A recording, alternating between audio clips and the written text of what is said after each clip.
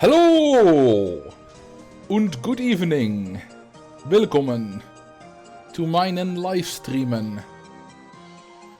Let's drown some humans. Yes, that's the very first thing you think of when you think of me, of course.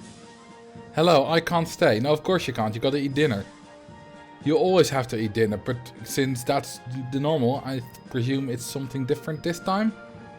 You actually have something to do for once in your life? Sorry, that's... No, I'm just kidding. But I assume you have something to do this evening. Which is entirely normal.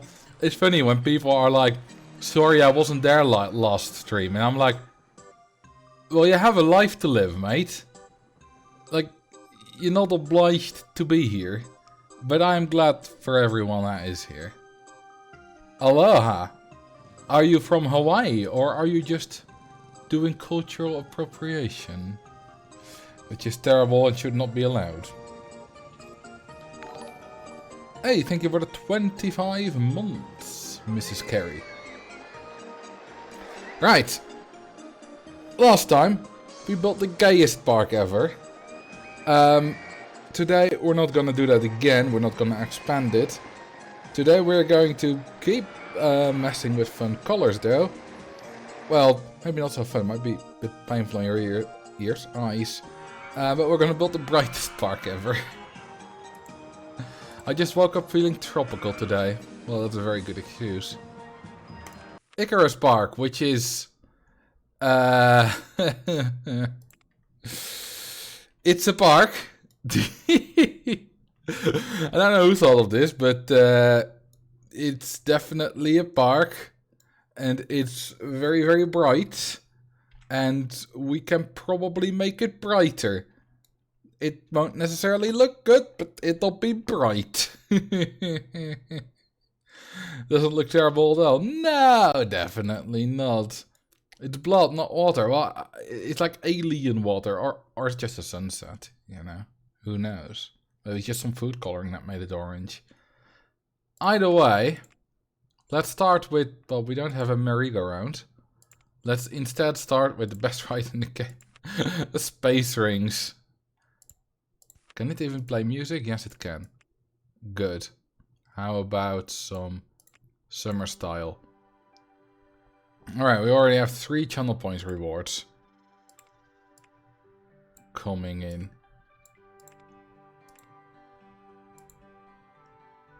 Hey, look at this. It's normal path, but it's red when it's elevated. It's space path, but it's red when it's elevated. Instead of the standard grey that it always is in RCT2. I need some space for the exit line.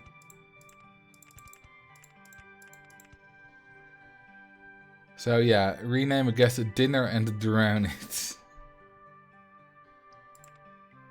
Once you get it, buy the sus swing. I don't know if we'll get it. So I can't guarantee anything.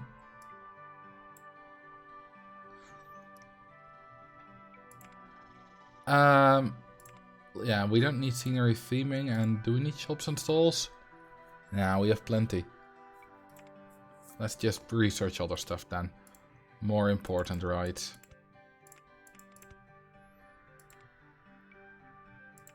Otherwise a mine ride. We do have that available? No, we don't. Ah, there are the first guests. Hey, what's up, Magic Geeks? Name the park Dark Park. Let's get sued for false advertising. Nice.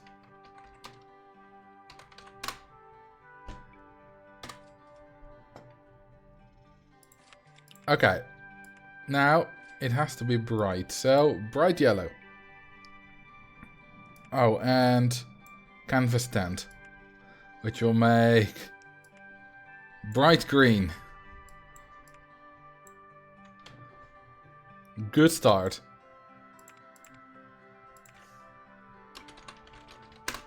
Alright, we have it saved.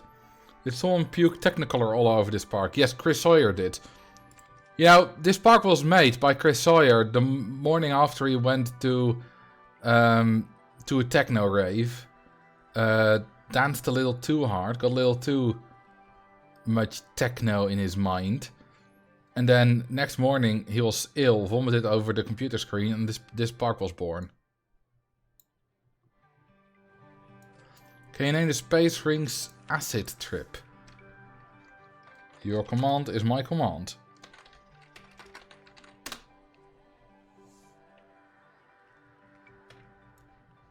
The tent is puke color. I mean, usually it's not bright green. In my experience. Can you show the coaster selection? No, absolutely not. Definitely not. Never.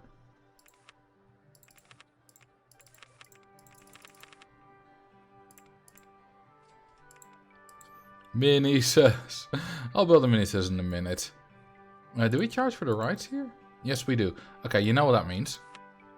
That means cash machine, baby. And prize manager. Yeah.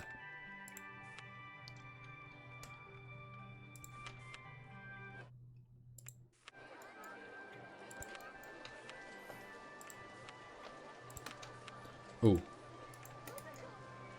$20 umbrellas. $20 umbrellas.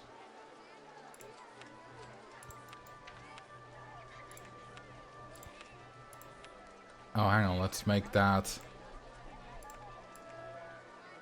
pastel pink. Alright, have a nice dinner, Maxi.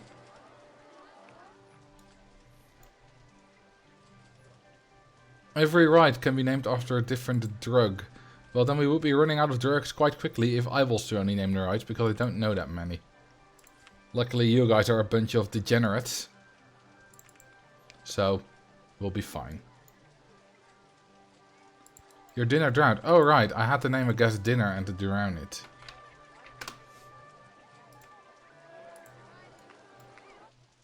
He looks like he's naked. How cute. You can stripe the queue line with different colors. Yeah, but I can also make like queue lines different colors, because I don't. That's a lot easier. Like one color here, one color there, instead of every tile different color.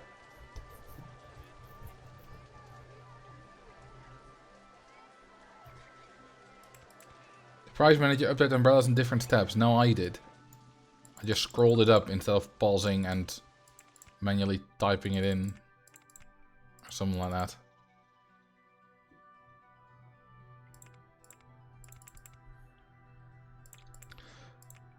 No, but seriously, I've never done a drug in my life. Of course, well, alcohol, I guess, but other than that, nothing. Of course, I do know the names of a few.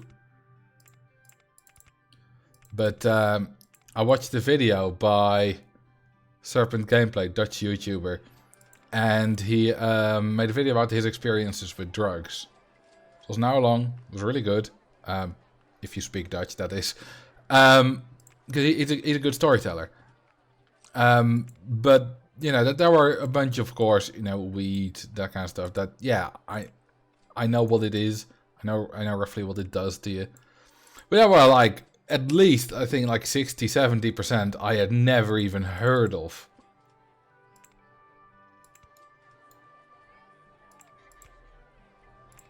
There are so many different drugs out there.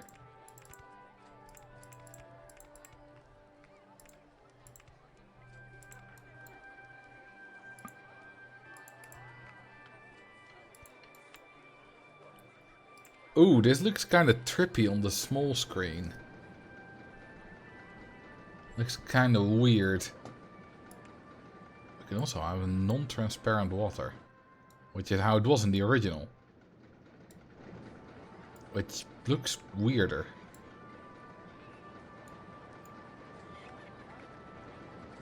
Just get old, hurt your back and ask your doc for something. That's the real deal. I mean, isn't your doctor the person who prescribes it? I don't know, maybe that's an American thing. I mean, I don't have any experience with going to the doctor for stuff like that anyway, but... like, they say, ask your doctor for this medicine, and I'm like... isn't your doctor supposed to prescribe your medicine? Instead of you just asking if you can have a certain one?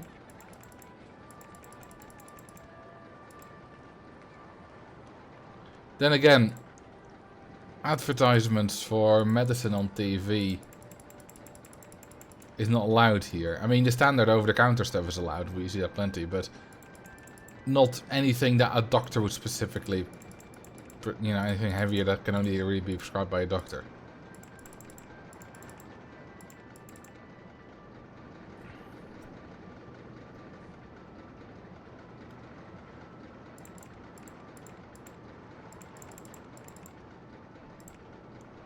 I do remember taking pills at some point. No idea what that was, because, I don't know, I was like 10. That's a long time ago. But I do remember the pills being quite big. I think maybe like a centimeter long? Centimeter and a half? They're like capsule shaped. And one part was either white or like a beige tan color. And the other was red. I don't remember what it was for. I do remember having problems with my ears a lot, so I was young. So it might have been something to do with that. I'm not sure.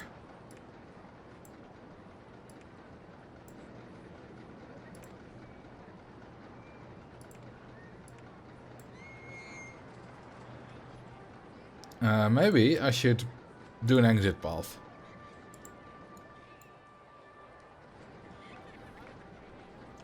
The real gold diggers here around here are dentists. Are they? I mean, I don't have dental insurance, and I had to last year I had to do some work done because frankly, I took shit care of my teeth. But I, you know, that had some consequences. So I had some work done, filling a quite large hole and well, some other teeth that needed some work. And I went in twice because it was deemed better to do it in two different sessions. And it cost me like $300 in total, which is not nothing, and it's not ideal, of course, but you know, I expected it to be in the thousands, because my experience with that is reading stuff on Reddit about how expensive that shit is.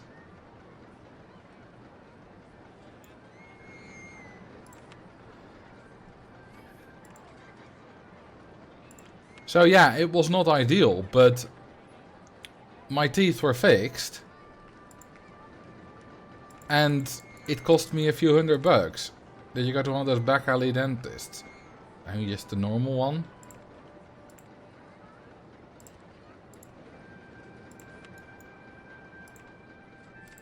What country was that? Netherlands.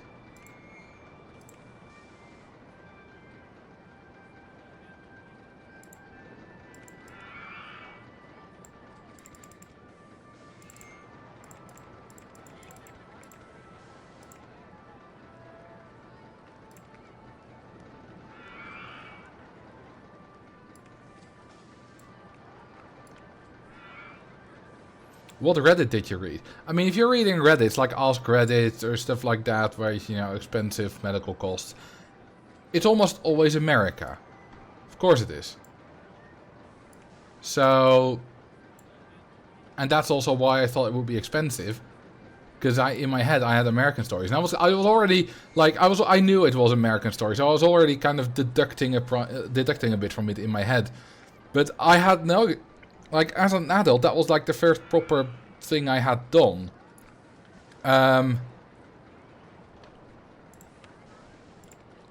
Where, you know, where I needed to pay for myself. So that was kind of my first experience with medical costs.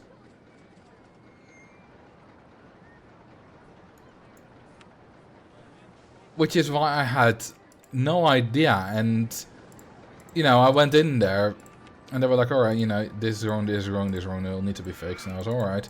And I was kind of, you know, really a bit anxious about what the price would be. Not, I mean, I would be able to pay it, but still, it was like $2,000-3,000. That would have been a lot. And even if you can pay it, you'd rather not. And then, you know, I asked anxiously, and I was like, oh yeah, you know, gonna be probably around 300, 400.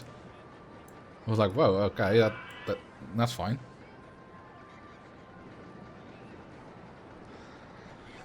Drown guest 69. Of course.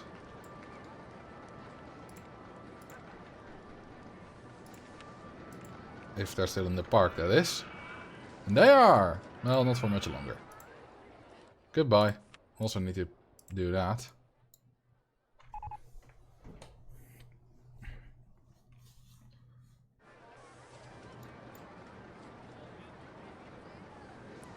Can't you just make the entry fee higher of your park?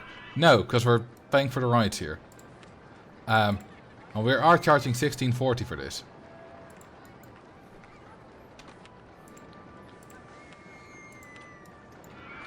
I don't know why I had to check at the start whether we were paying for the rides, because this is from Loopy Landscapes, and Loopy Landscapes being where you can only charge for rides is a very big, what is it, a plot point, big challenge point in the video I'm working on.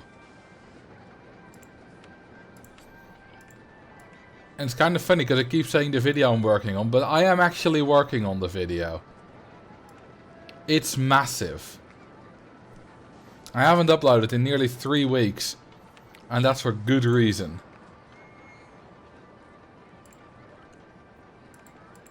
It's absolutely massive. Okay, let's advertise some. So working on it on the second screen right now. I've been working on it non-stop for the past 3 days. And that's just the editing. I've done pretty much nothing else. Like, yeah, every now, you know, I'll take like half an hour in between off just to, I don't know, fuck about a bit. But other than that, I've just been working. And that doesn't mean 14 hours of focused working a day, of course not. But your average 8-hour workday is also not 8 hours of focused working, because humans are not, can't really do that.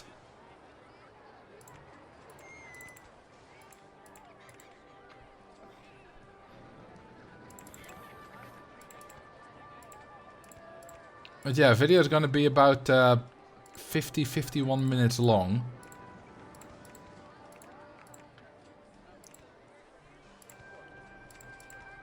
And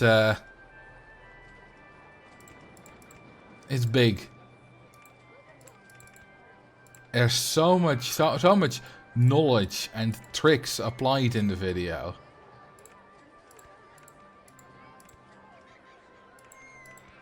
I'm very, very proud of it already.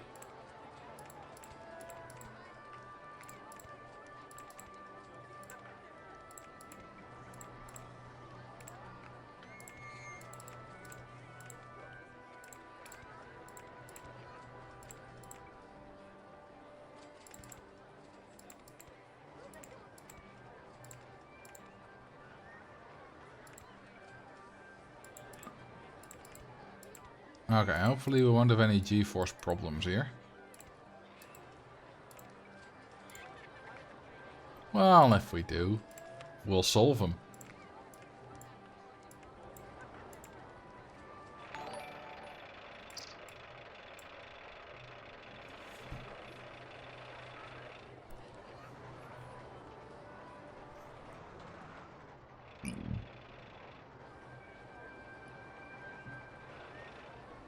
Looks good so far. Yeah, absolutely fine. Absolutely fine. Can you stop talking about this length and all the tricks you can do? Just show us.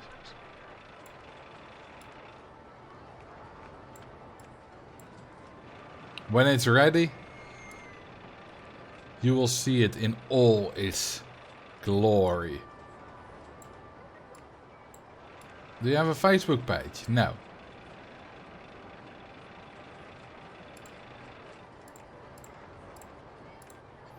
Hey, 6.66 excitement. Nice. 8.08 intensity and 4.65 nausea. Okay, how about a queue line? That might not be the bad idea, eh?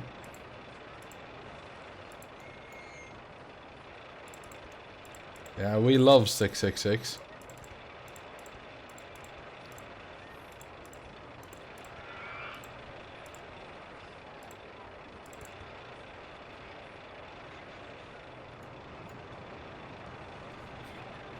It reminds me of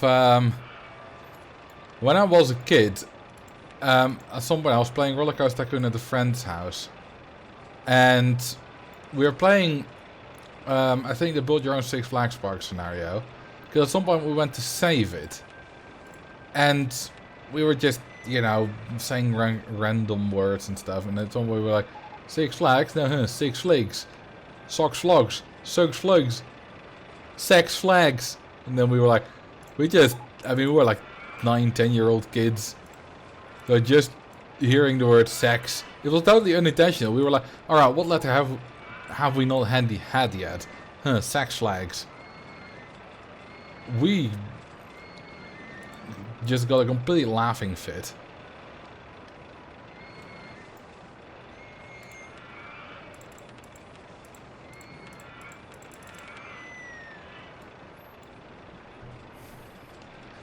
They should build a sex shop next to a Six Flags park and call it Sex Flags.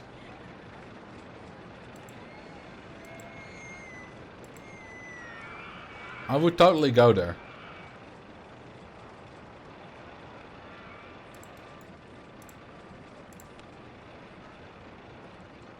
Does YouTube keep all the money from premium subscribers and you as a YouTuber get nothing as they don't watch any ads? Or do they generate the same or even more income? You know, I never thought much about it, but every time someone asks a question like that, I'm like, people don't know about how that works.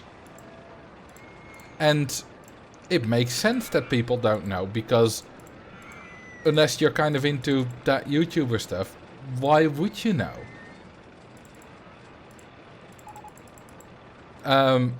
You might know because someone made a video on it, or someone is going to tell you, like I will right now. But other than that, there's not really any reason for now. And I'm not sure if YouTube tells you if you sign up for premium, how that works. I mean, I have premium, but I haven't read any of that, so I don't know. But basically, it's beneficial for everyone. Which includes me. So, if you have premium and you watch me, thank you very much. A viewer with premium, I mean, it might be like, if you're in finances where the ads are worth a lot, and and it's a short video, then maybe an ad might be worth more than a premium view.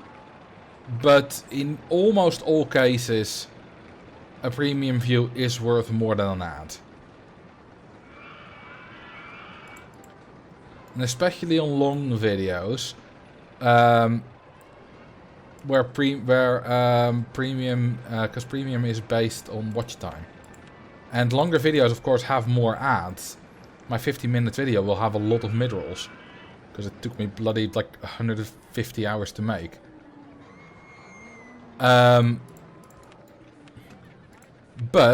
like an ASMR video will not really have mid-rolls, because that's kind of an antithesis to the way that ASMR works. So if you watch like a 30-minute ASMR video, then premium will be so much more beneficial, so much more income than a non-premium viewer.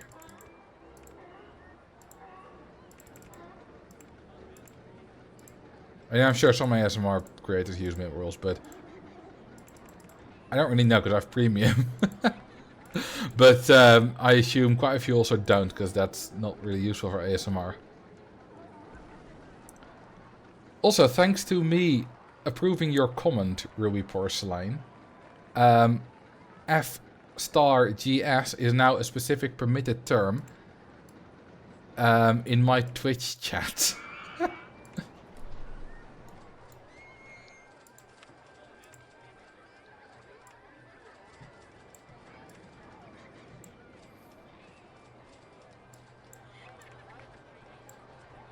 Could you believe that it was at first held as potentially inappropriate?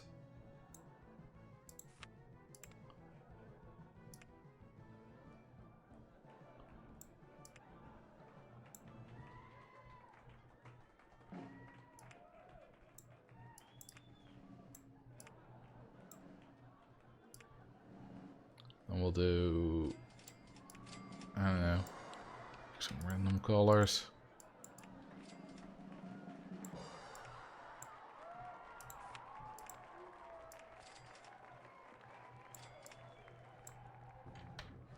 And there we have 3 motion sims.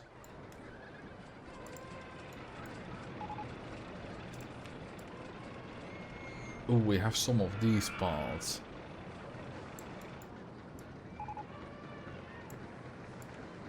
How about we...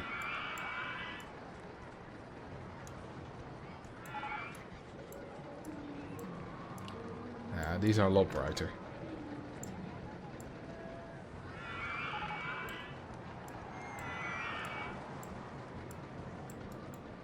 Alright. And, ooh, that one's also... I mean, there are not that many very bright paths. Which I guess is good for general gameplay. But for this park, it's not so good.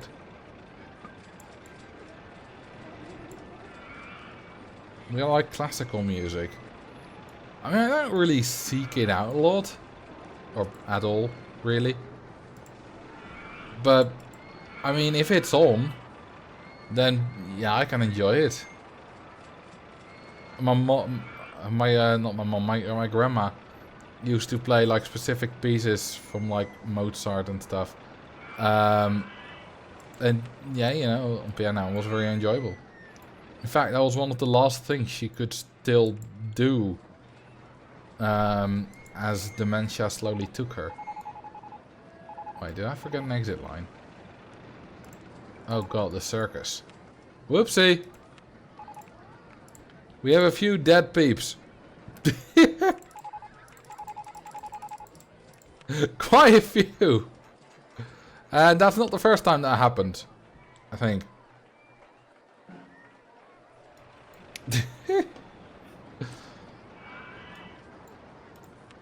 So yeah, classical is alright, but it's not my preferred style in any way, shape or form. Bingo!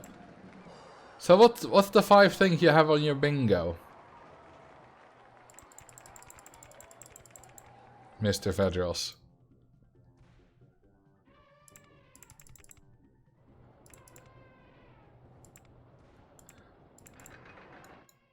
I mean, they went to the circus. You know, they got wild animals there. You know it's a bit dangerous.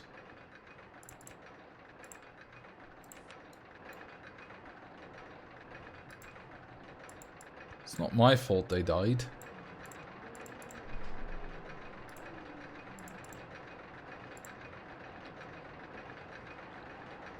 Nothing, though it's a beautiful bingo point. Oh.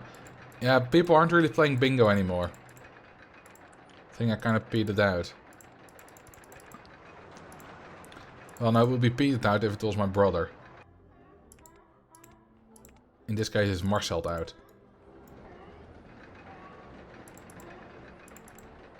Okay, don't pay attention to that joke. It was terrible.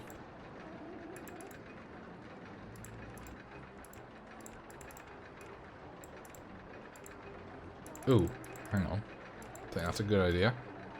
A small... Apparently early completion... No, it's not even early completion. It is just the goal. I forgot this has a right ticket income goal. Well, apparently we've beaten it. With, yeah, 10,000 income in June.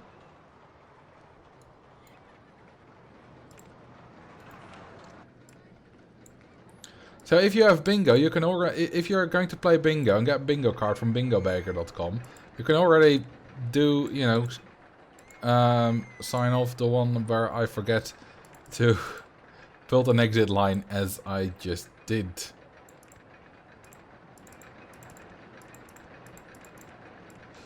You know, it happens.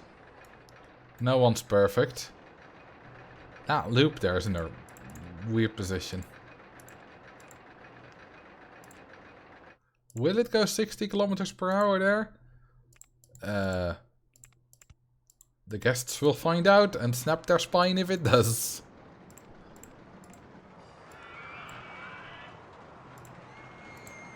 Yeah, looks like it does.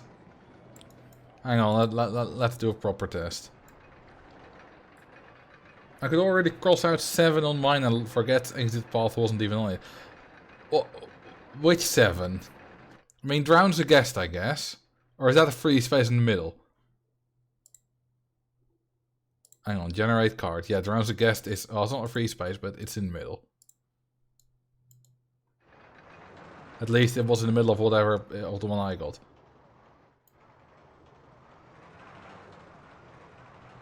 Yeah, no, we're in trouble there with the lats. Lat, not do that. Call it a spine snapper. But I just unsnapped their spines. Because I care about the well-being. No, I don't. I really don't care about any well-being of anyone in this game.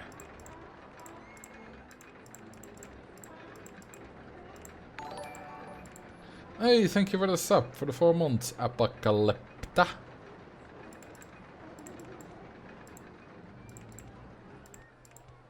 Alright, time to return to Le Stationen. There's a guest 69 at 420, evil laughter, Marcel being quotable, slightly evil Marcel and Spoil's latest video. Was that latest video even... I mean, technically I didn't really mention what it was, I just said I was working on it. So that doesn't count, but it's already been spoiled, I haven't kept it a secret. And if it's already been spoiled, can you spoil it again? So I don't agree with that one.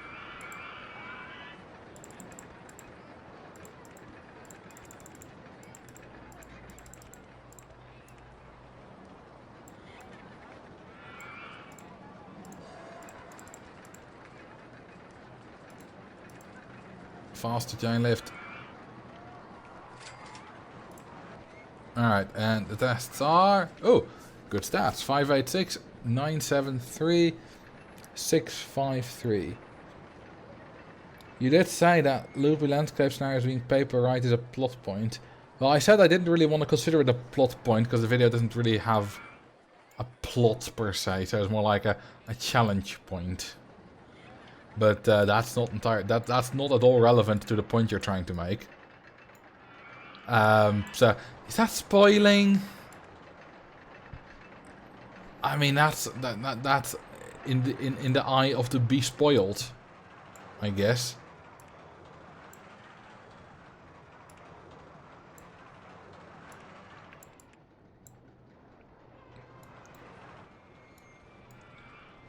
Okay, it needs more bright green. There we go. That's better. I also forgot mini sus and intentionally mispronounced this word. Okay, so the problem with a lot of these is that I do it literally every stream all the time. Like we just call the mini suspended coaster the mini sus. And mispronouncing words is something I literally do every stream all the time. So, forgetting exit paths, you know, stuff like that I like. Because it's things that, you know, genuine mistake that I make. And evil laughter, I don't think I do every stream either. But I think the way, you know, yeah, just my content on the stream has changed a bit, and the way I behave and stuff. Which means that these things are not as, like, rare anymore.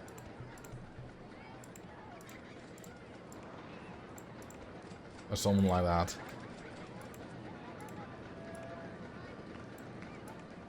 I mean, basically, the point is that we just need a new set of bingo words.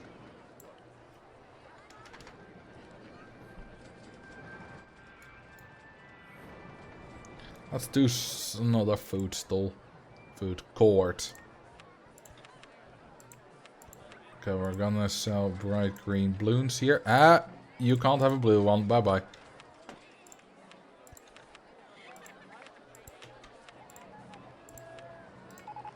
And we gonna sell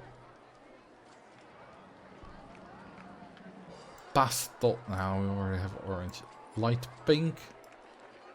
Now how about bright blue?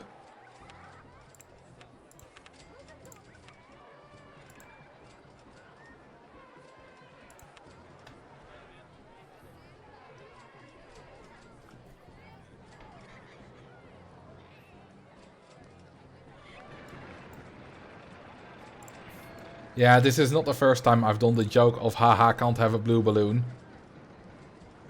I've been doing this twice a week, roughly, for 3.5 years. I'm bound to repeat jokes. that just happens. Ooh, we can make a big, fat collar here.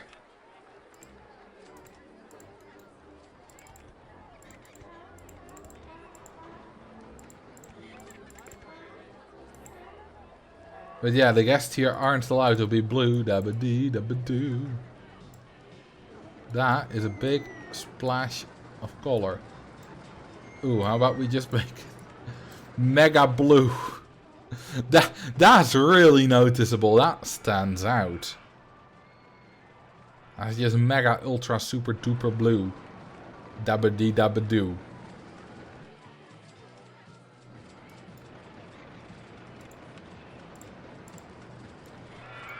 Why do we have such a low park rating? Oh, right. Dead guests. Forgot about that. Yeah, we still got minus 193 from that. Whoopsie! Remove red balloons from the park. We don't have any?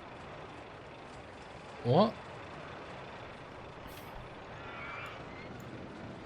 I don't know what you mean, because there's no one with a red balloon here. We only have green and pink. No, that's yellow.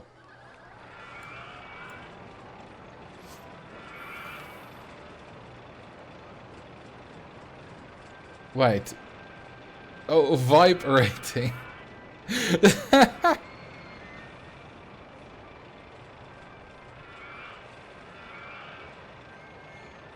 That's what you get from rating. Only have blue balloons. Hang on, is that a balloons tower defense joke? Wait, did we just... No, we just got a ghost train. Hey, we did get a suspended swinging coaster that Max wanted. Well, let's build one.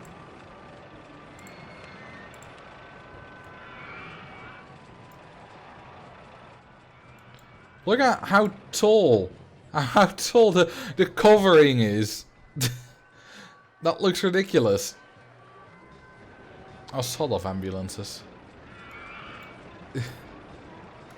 Look at that. It's way taller.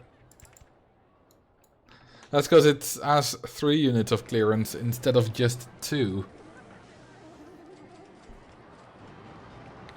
And I'm pretty sure I've noticed this before, and I can kind of remember, but...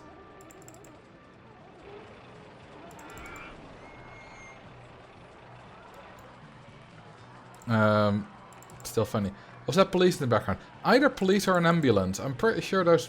Either they sound the same or I don't know the difference. I do know that a fire engine sounds a lot different here. I mean, it's still a siren. Still a lot of noise. Can we... Oh no, can we buy any land? No, we can't. You know what? I'm just gonna go for the ultra steep lift hill.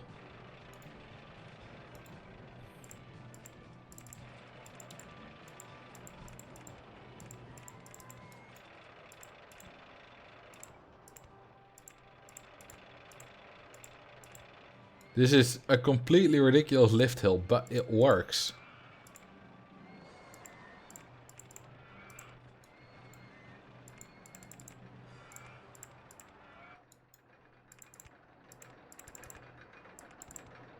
You know, when I did my RCT but with 0 challenge, basically, can you beat Roller Coaster Tycoon if in every scenario your starting money and loan is 0? I completely miscategorized this park, Icarus Park, because I had like different selections, and you know, because quite a few you just have rides available, and you just, you know, you can just make money with them or delete them to make money. It's not particularly difficult. Because the point of that challenge was to find a way to start making money, and once you have money, you don't need to pay any further attention to them, because you can just beat them like you would normally do.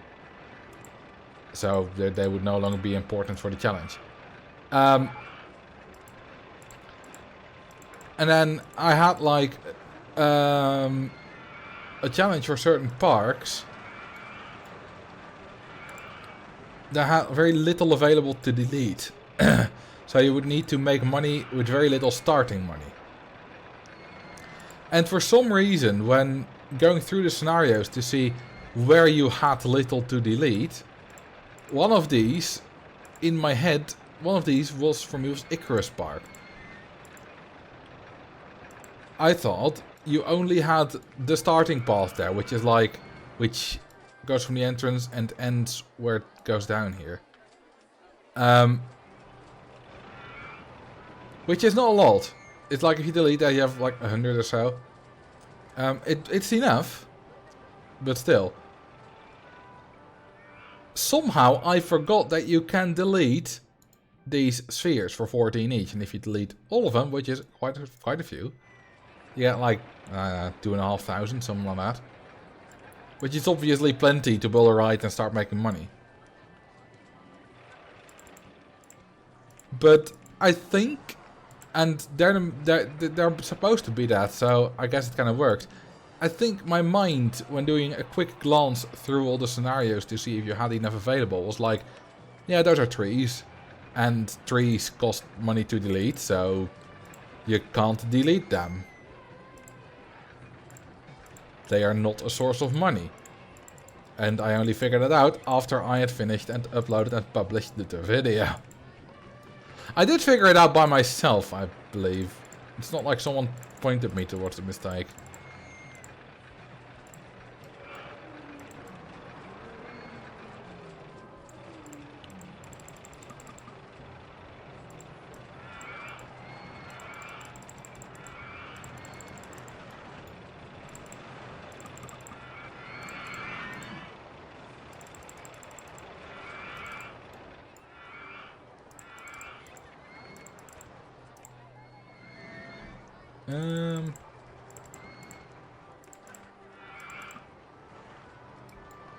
Alright, time to lower this.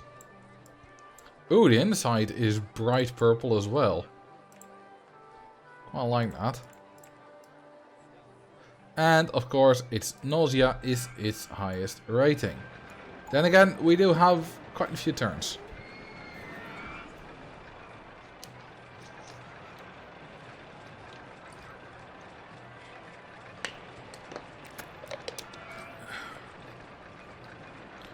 Ooh, I have a Discord notification. What would it be? Would it be a message from Max? We talk quite a bit. Or perhaps a message from Jay. One of my good friends. We also talk a lot. Or perhaps someone tagged me in some Discord server. Maybe a message from Nusse. Who knows?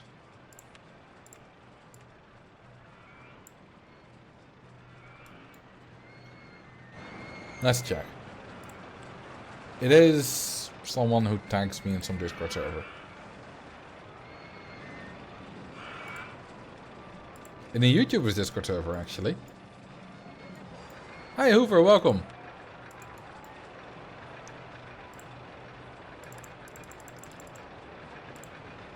I've mentioned this before, but I am part of like a Discord server for partners YouTubers, and not only have I learned a few things about myself and my content creation way, but also just seeing other people post about their struggles, their successes, their just things that they do. It's very interesting.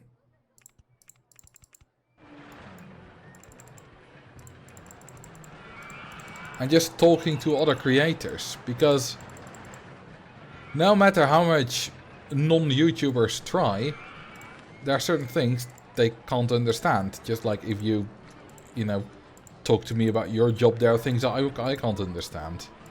Unless your job is YouTuber, I guess.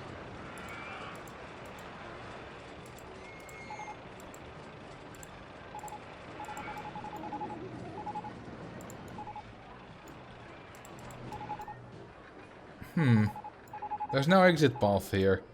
There's a train coming with maybe more guests. Should probably start building an exit path. Actually, there were no guests on that train. Oh, there were... No, they're boarding. I guess people got lucky. I should really hurry with building that exit path.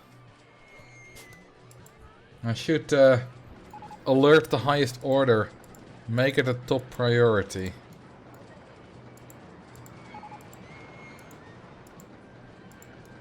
Yeah.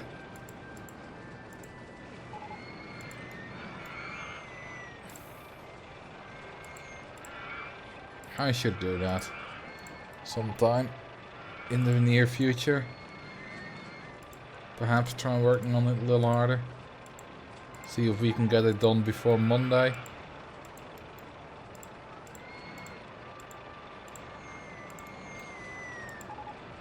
That would be nice. It's quite a safety hazard and not being an exit path there.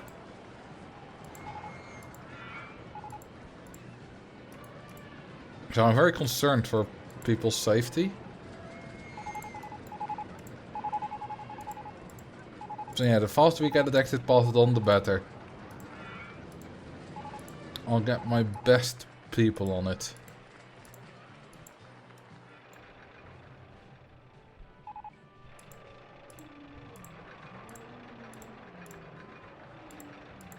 Hey, why is our park rating 0?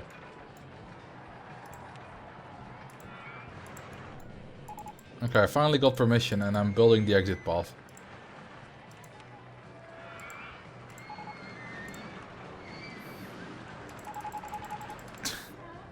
How many guests did we lose? It's just an endless list of dying guests. We actually lost so many guests that it shows up as a red arrow.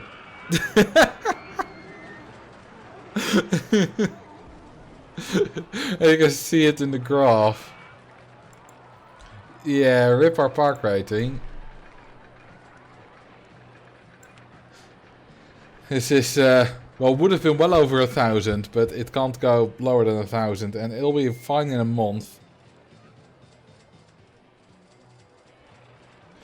I mean, if I really want to go for the brightest park ever, now you may want to, you know, turn down your brightness or something. Let's go object selection. And then...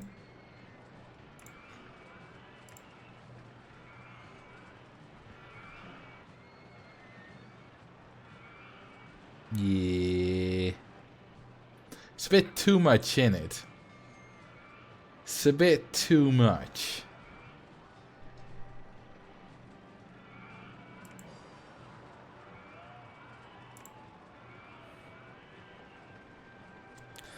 There are some interesting color palettes though, like that one.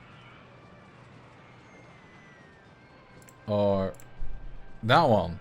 Both made by Max Arceus. Or this. RCC Tall Cyberpunk V version 18E. I'd be willing to bet that statistically orange is the least popular favorite color. Why? Like, orange is fine. It's not my favorite. Beige might have that. Like, who likes beige? Funky water. Oh god. What? Why is the rest black? Hey, these things used to be orange. Oh, I think they're watercolored actually. Hang on. I mean, salmon pink just makes everything salmon pink. Yeah, they're definitely watercolored. This is snowy palette. This is one of those palettes that is subtly different.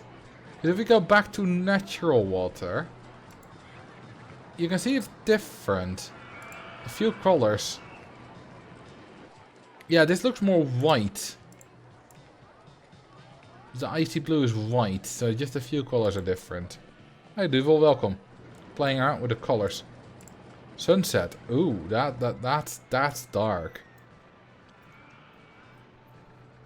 This looks like the normal...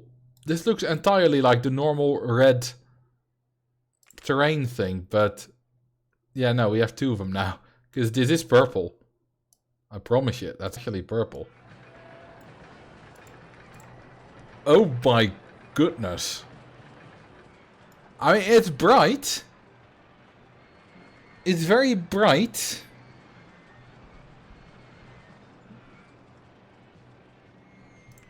We got Water Clubroy.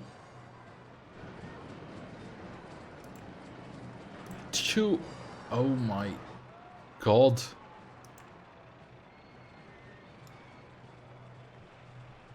That's bright.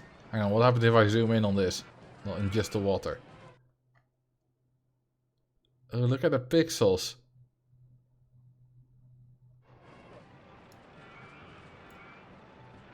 That's churro water.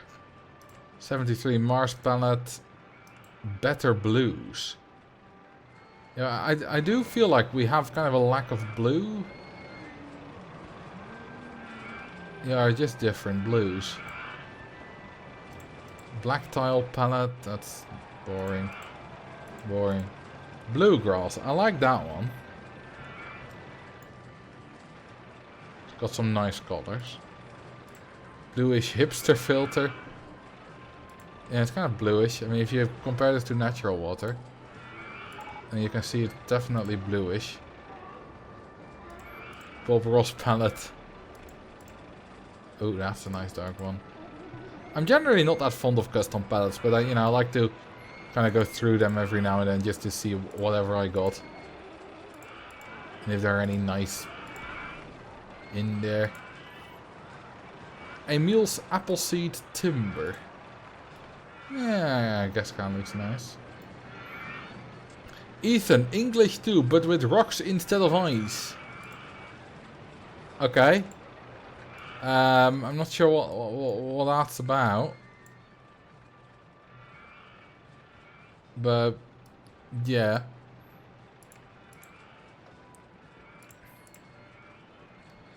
Ooh, this is a good color. I mean, it's kind of lightly colored puke, but it's also a good color. It's very much spring color. Like a color, some kind of like plants will have in spring.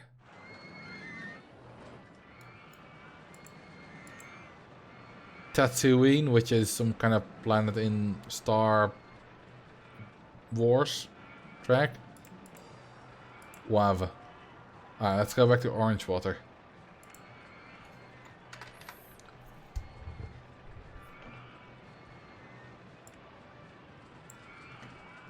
And that's Builder right. Ooh, the park rating is slowly recovering. If we look at the Inspect park rating, we only lose 790 still.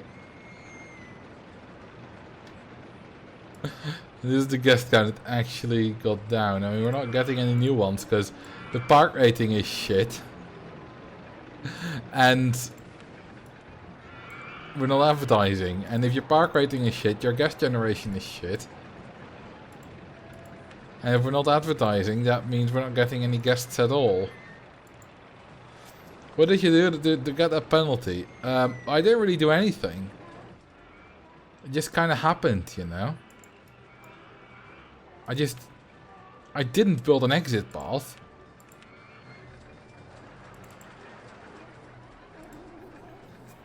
Make it worse, drown guest 1069. Are we there yet? No, we're not. I didn't forget exit paths, I just didn't build them. It's very, very different.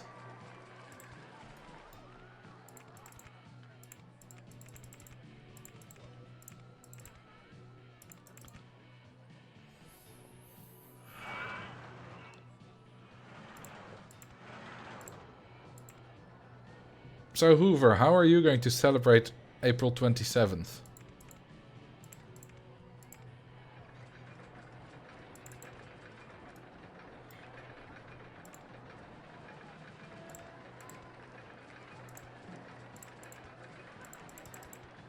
Which will be in a few days.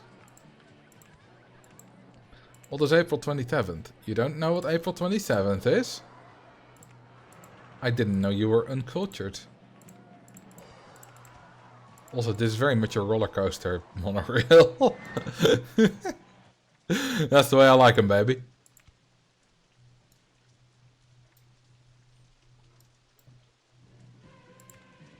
Some weird festive day. Not just some weird festive day. There's definitely something you guys discussed before I joined the stream and I feel silly. No, no, I'm just messing with you. Because Canadian, obviously Canada doesn't celebrate Dutch King's Day. But yeah, April 27th is King's Day. And I know you don't celebrate it because you're Canadian. That's also why I didn't say celebrate King's Day, because I wanted to mess with you. Hey, don't blame me though, this is not as bad as what Max did.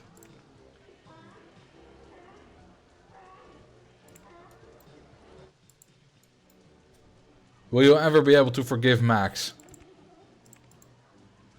for the psychological trauma he indicted on you?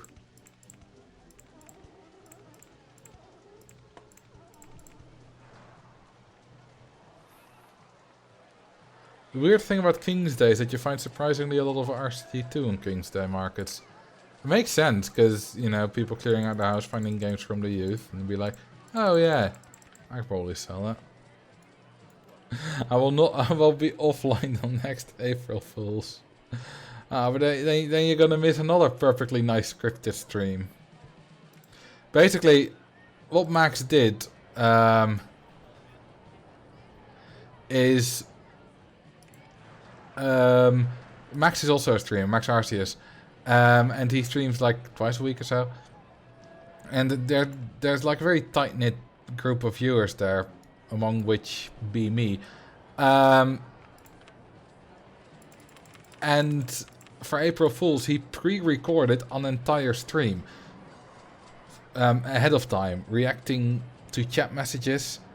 Telling stories, which I guess is not really any different from a normal stream, but reacting to chat messages that he just made up. And then he just played that instead of actually streaming. And I knew ahead of time, because he told me. But people like Uverkins, with Magic Geeks, Mr. Vedos, I think that they were there too. And Neri as well. A few others. They knew Max was trolling with them, and, you know, people know it's April Fools, so they knew, okay, Max is trolling because April Fools. But they didn't realize it was pre-recorded. Yeah, the pre-recorded comments are very typical. I mean, it would be like me going 10 minutes into the stream, oh, you want to drown guess 69? It's always 69. Let's do it. While, obviously, no one has done it, because it's pre-recorded, and I'm just guessing when something like that happens. You know, stuff like that. And they didn't realize it was pre-recorded, and I don't blame you, Hoover, and the others. So, because why would you think of that? Yeah, tell me how you figured out it was pre-recorded. I knew that was going to happen too, because Max told me. At some point, because Max was doing like a Lego building stream, and at some point he was like, alright, this bit's gonna be a bit boring because it's a lot of repetitive stuff or whatever. And it was like, I'll just fast forward it. And then he fast forwarded it, but that's possible since it was a pre-recorded video. But yeah, you can't really do that live, can you? So then they were like, I think Neri was the first to call it out. I think Neri called it out actually before that happened as well. Maybe not necessarily this is pre-recorded, but he may have said like, I think this is pre-recorded.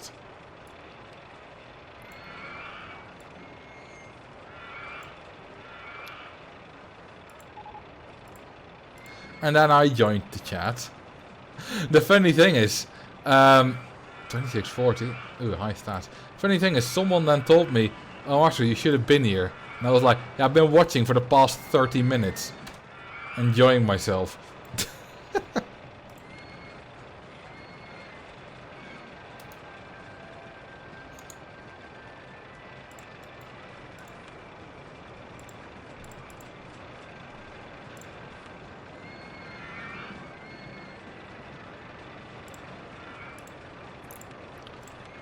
So yeah, that was a wonderful April Fool's prank by Max. Yeah, Hoover got, you know, people kept commenting and talking to Max. And Hoover at some point was like, saying to everyone, "Alright, we'll just, if Max is going to be weird, we'll just sabotage the stream. Let's all stop commenting." It was very fun to see. Because it's a very real reaction. I don't know, what were you thinking at the time? Over. Were you thinking that just Max is just being, you know, ignoring us on purpose? Or were you thinking about maybe something else going on? Did you really think about pre-recording? Yeah, you just thought Max was just ignoring you. I mean, he kind of was. I mean, he was watching as well, of course, because he did immediately, like, was there in the comments. Once y'all figured it out, once the fast forwarding bit happened. And then did a real live stream afterwards. I think he's lost his mind and his April Fool's prank was to ignore us and he must give up and eventually say something. You know what could have solved that? I mean, it's not a good way to solve it, but you know what might have solved that? Saying, like, heinous shit in the chat. Like, you know, "Max, I hope something terrible happens to your family," but then in not so nice words.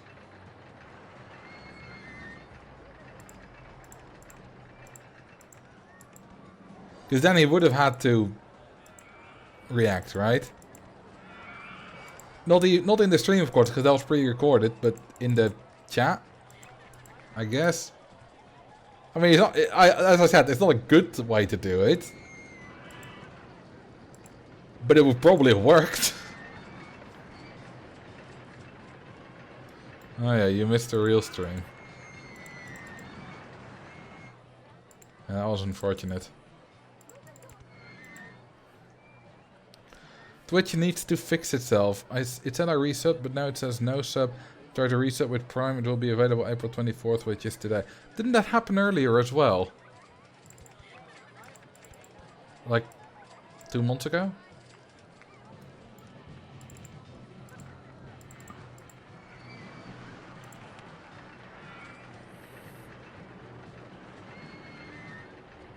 It would have been funny if he did that and like half an hour in, Twitch suddenly goes down and has an error that needs to be solved by actual people.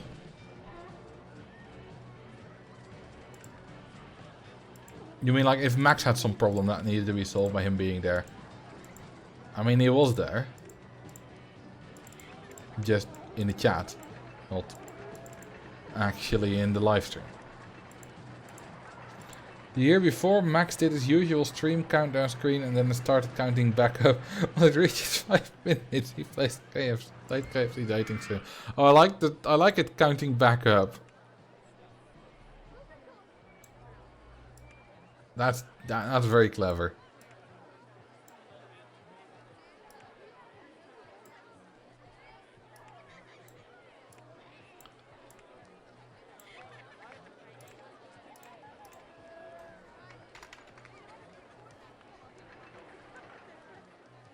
Max being there, doing that, and Twitch has server problems nobody gets on Twitch. So like, his prank wouldn't work. Something like that.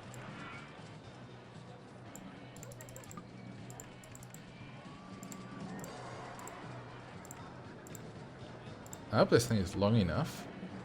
It isn't, so we have terrible stats. 0.34 excitement, 0.29 intensity, and 0.0 van nausea. It's kind of hilarious that if there's a difference of 1 meter in length, then suddenly the stats can be twice as high. I mean, it's not 1 meter here, the threshold is 200 and it's only 151 long.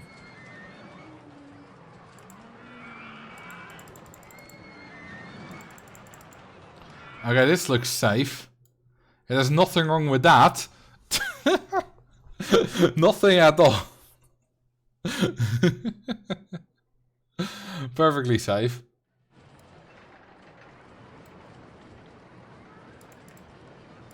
Train will go through in a minute.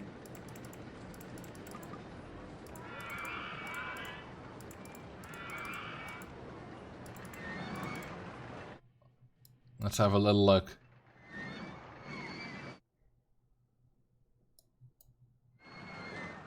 Yeah, looks fine.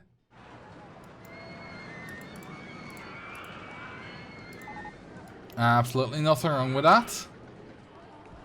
Oh, look at that. The park rating has decently recovered. This is the wackiest, one of the wackiest park rating graphs I've ever had without using cheats. What's the lowest excitement rating you can accept before scrapping a coaster design? I mean, I've gotten designs with like less than 2 probably, and I mean, it doesn't really work like that.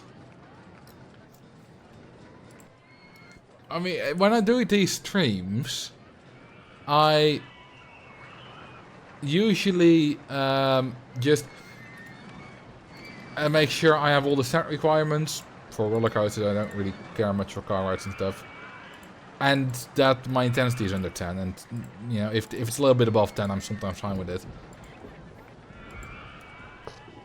And just by having those 2 things, the intensity will usually be at least like 4. Usually at least 5. Unless you're a hardline, in which case it might be a little bit lower.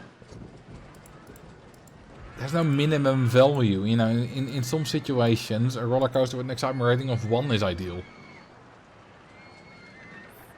And yes, I did forget to build an exit twice. First was on the circus, second was on the sus swinging coaster. Okay, I think we can drown guest 69, 1069 by now.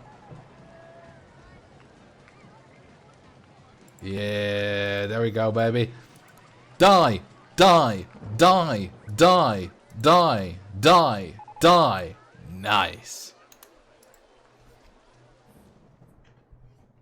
I mean, I did truly forget Cobalt, but then when I've forgotten I've realized, then I might not always be in the greatest hurry to fix the problem.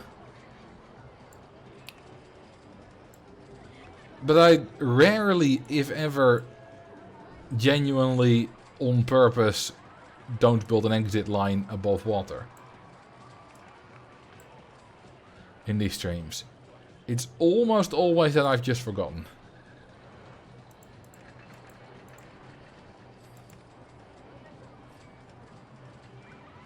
That water looks ugly. Hey. That's not very nice, is it?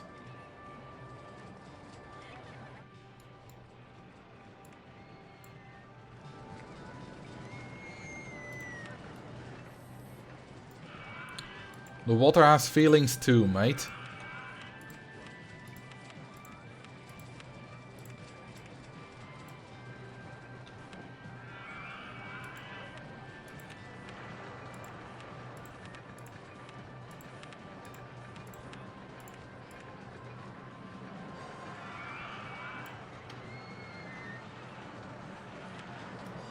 Sure, it has a nice personality. I'm pretty sure the water has a very big personality. It's lemonade. We do have a lemonade. I mean, we just saw it a while ago. Lemonade. What's it called? Color scheme, like palette. That's the word.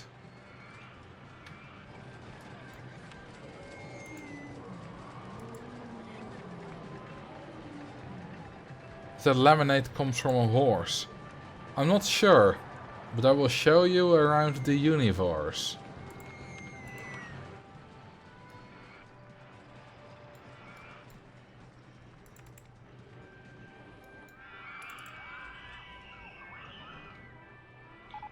Okay, we have a lot of cash.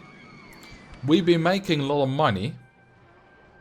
Let's build a vertical drop coaster, a big one. It's one of my favorite coaster types. Maybe even my favorite. Okay, so something else. What are y'all's favorite Pokemons?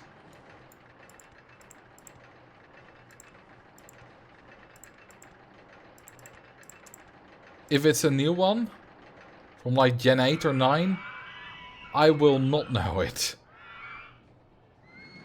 Eevee? I can agree with you with that. I mean, it's not my favorite, but I can totally see why.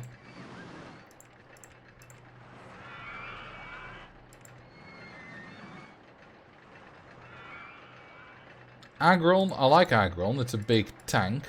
Also, notice we don't have any vertical turns here. That's because this is the RCT1 version. Someone says Raika and Electabuzz. Waluigi, are you an electric type fan?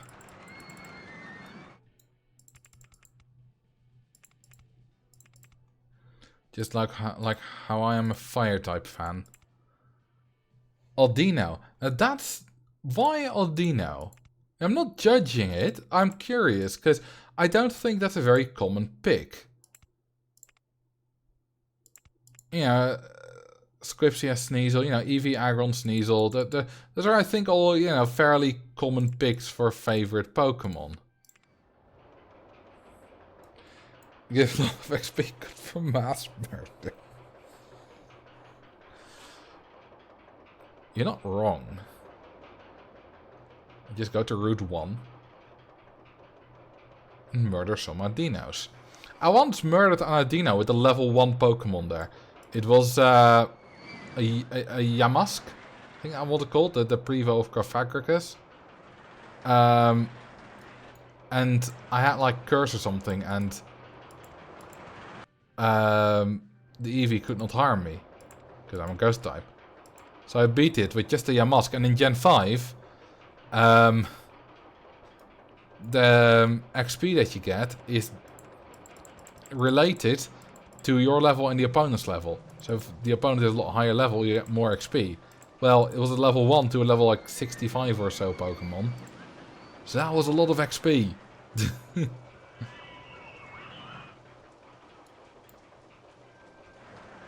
We got a Cyndaquil. Cyndaquil's cute. There's a whole story in the anime with a Cyndaquil that can't let its flame go out, right?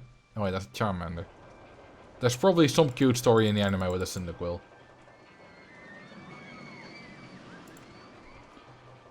Hooverkin, Snorlax, of course. Isn't that Slime's favorite Pokemon? I mean, on Discord he calls himself Slinelax, so... Well, not generally on Discord, but... I think that's his general Discord name, and just on my server he called himself Heartslime.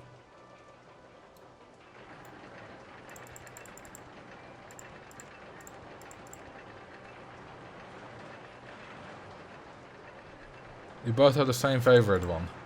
Very nice. Your soulmate. So, mine is Arcanine. I've mentioned that before, I'm pretty sure. And Ninetales. They're kind of tied. In fact, hang on, let's go over this. Because I recently did this. I did like a whole thing with what are my favorite Pokemon. Hang on, I have this saved in like my documents. Oh, go away, OneDrive, I hate you. Yes, I do. Alright. So, there was a whole thing that let you like select a favorite Pokemon for every like category and stuff.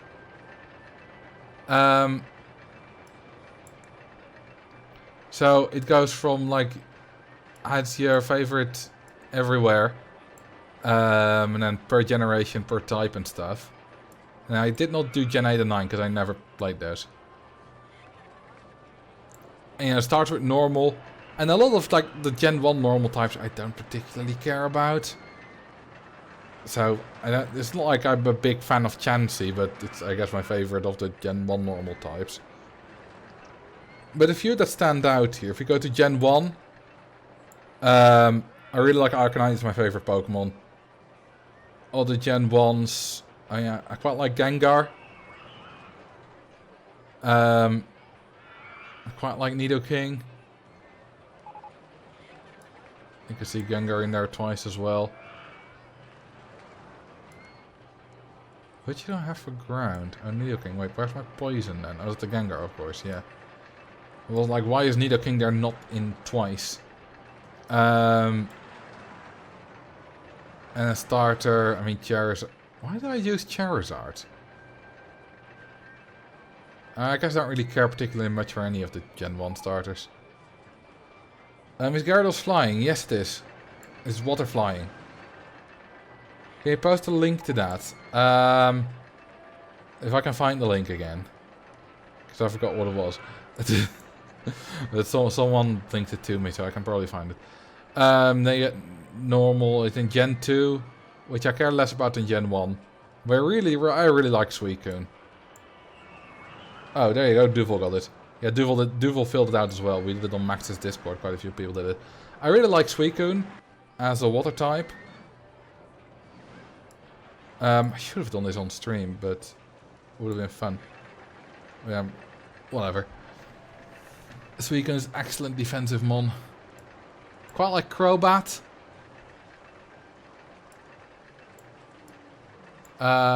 Really like Tyranitar. Very, very good Pokemon. And I'm not really fond of any of the Gen 2 starters. I mean, I like Fire generally as a type. So, you know, Typhlosion, I guess. But that's because I really don't like Meganium. What's the Dark Ghost thing? I mean, they wanted some kind of... There are no Dark types from Gen 1, so I guess they just kind of putting Missing No and the Ghost there just to be funny, I guess. Yeah, you got those gimmick form and stuff where you need to pick and legendary. Let's see, then we got Gen 3. Normal type X-Ploud. I quite like Boomburst X-Ploud. Very powerful move. Milotic, always beautiful. Sceptile. Gen 3 has two very good starters, and it was a difficult pick between Sceptile and Swampert. It's really... I mean, this is the grass type one, not the starter, but we'll see Sceptile again in the starter thing. For some reason I don't like Blaziken. Blaziken's a crowd favorite, I don't like it. Roselia, and then Gen 4, Roserade as favorite poison type. And then you got Swampert as well for ground.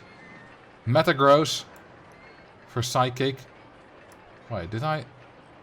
No, never mind. Metagross for Psychic. I really, really like Metagross. It is one of my favorite Pokemon. In fact, I think I ranked it. Like, I did a ranking like a long time ago of my favorite Pokemon. I think I ranked it as my favorite non-fire type Pokemon there. Or like a bunch of fire types and then came Metagross. Drownguest 1, 2, 3, 4. Alright. We can do that in between.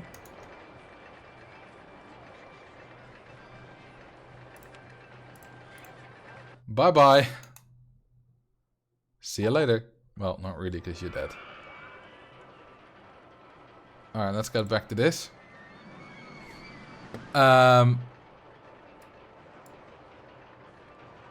Let's see, there you got Metagross again. Mega Metagross, which I really, really like. Sceptile as favorite starter, which is the only time I did not choose a fire type as my favorite starter. Blaziken is well loved, but I don't like it. Then we get to Generation 4. Generation 4 was my first Pokemon game. Well, first mainline Pokemon game. I had Pokemon Pinball for the Game Boy, and I played Pokemon Play It for the PC, and I watched the anime, and I had some trading cards. So I knew a lot about Pokemon already, but I had never played the Pokemon mainline game. And I think this was only when I found out that they were the origin of the series, was in 2010. And you got favorite normal type, Staraptor. I really, really love Staraptor. It's my favorite suicide bird. With double edge, close combat, brave bird, U-turn, and then reckless as an ability, life orb as an item. Your own health and defenses go down so quickly, but it does so much damage. Infernape as favorite fire type. One of my favorite Pokemon ever. I used it in so many playthroughs of Diamond and Pearl. It's absolutely phenomenal. It's just, I love Infernape. I'm such a big fan.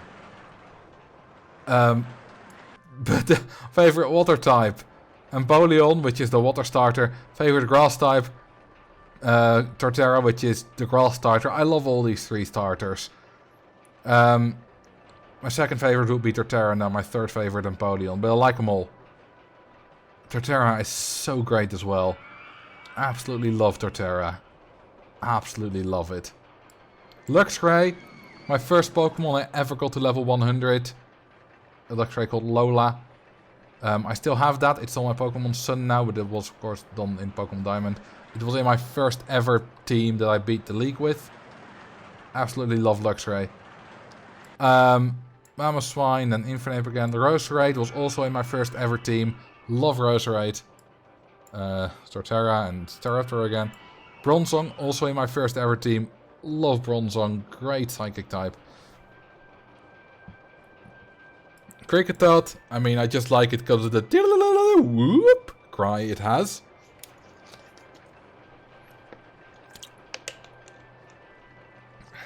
Is Empoleon the ultimate Kaizo Ironmon choice? I've never played Kaizo Ironmon, so I wouldn't know.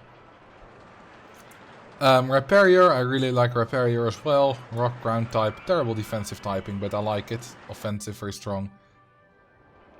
Drifblim, I like Drifblim.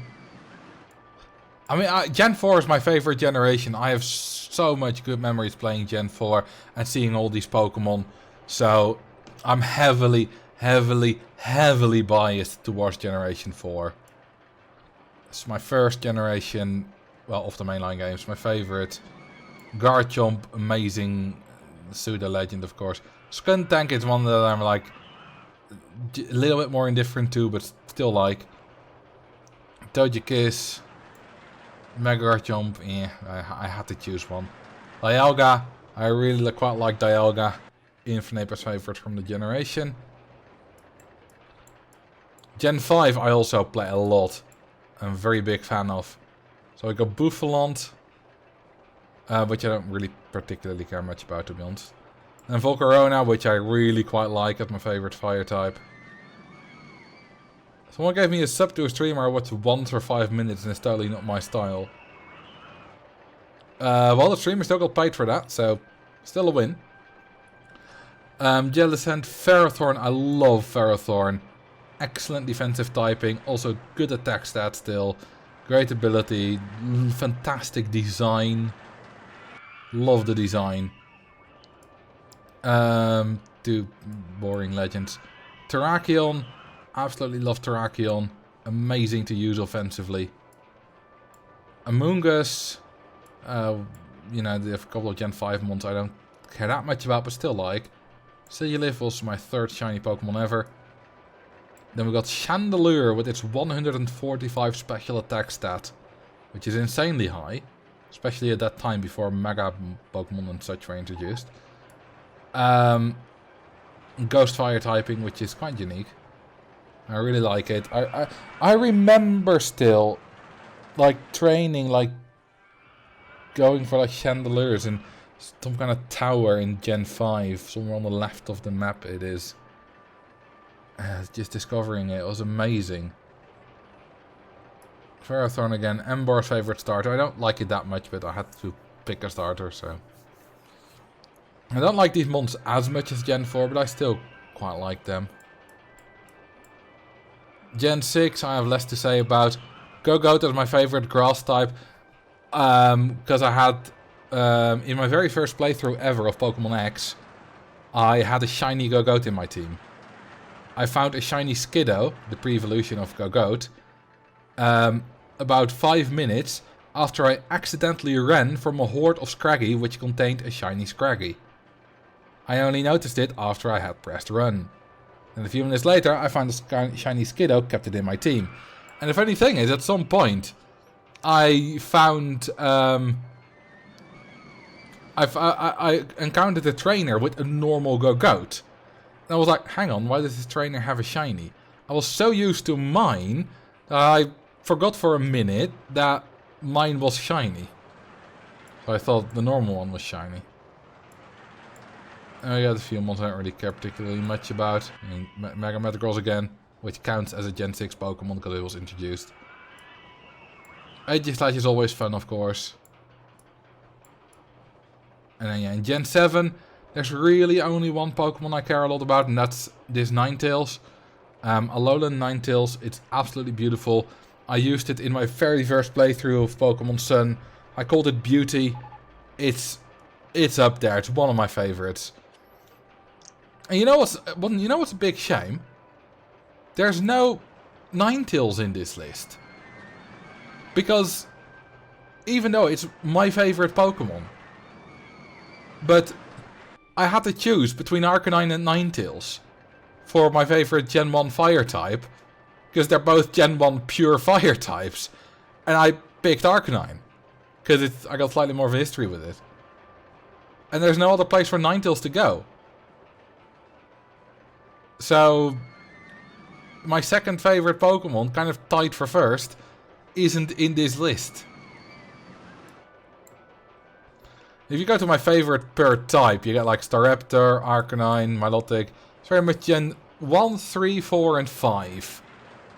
Mostly 1 and 4, I think.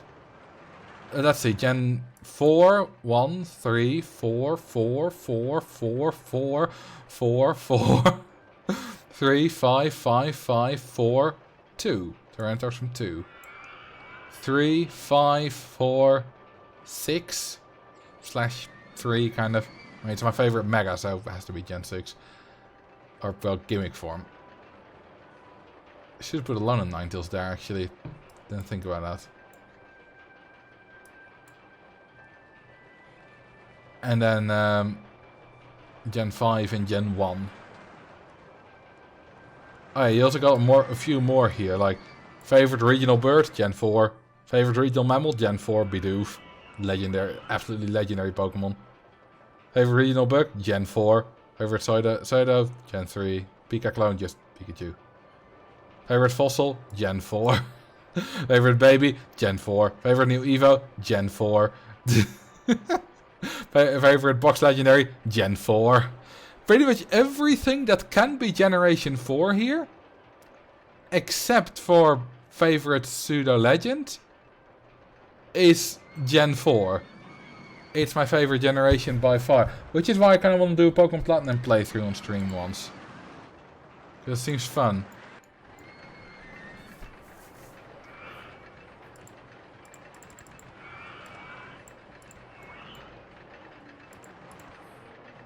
I got a shiny in Fire Red. Shiny Wall. We discussed a lot of Pokemon. There's not one Pokemon that I'm like, yeah, that's the one. Emerald's my favorite from my childhood, but Gens 4 and 5 are the best.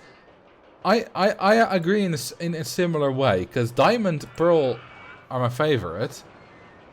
But that's partly due to nostalgia, and I would rank Pokemon Black and White 2 as the best Pokemon games ever made. They are the very final games in the Pixel era, before 3D. And I just think they're the combination of everything good with the Pokemon games.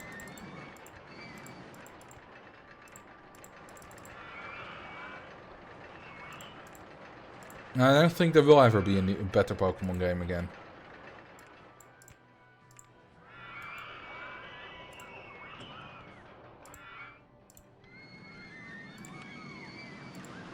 And you know, the pixelated Pokemon, it had a charm. You know, Roller Coaster Tycoon 2's graphics, right? They're not great by modern standards. You know, really pixelated. But they have a style, they have a charm. And it's lovely. Pixelated Pokemon had that too. And then you get Gen 6, you get your 3D Pokemon. And some look quite good. But a lot of other Pokemon are just washed out, static, boring.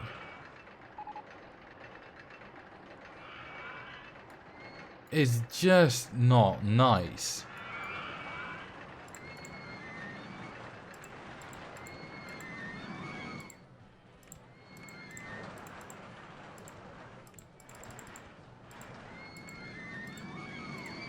Black and White 2 were also surprisingly difficult. It was really refreshing to play and be challenged. And they also had a challenge mode. If you managed to complete it. Well, Black had that and you could trade it with someone who had Black. I think White had easy mode. And there was so much post-game stuff as well.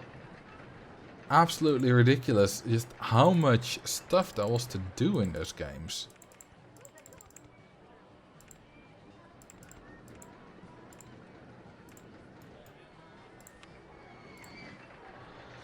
I find the basic involved birdies like Tailo are so boring. That's literally Max's favorite Pokemon, Tailo.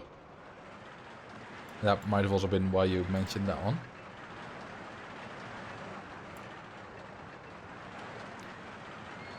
Black and White 2 are the best. They feel like a fully realized version, but my heart belongs to Gen 3. Yeah, that's exactly what I meant, except my heart belongs to Gen 4.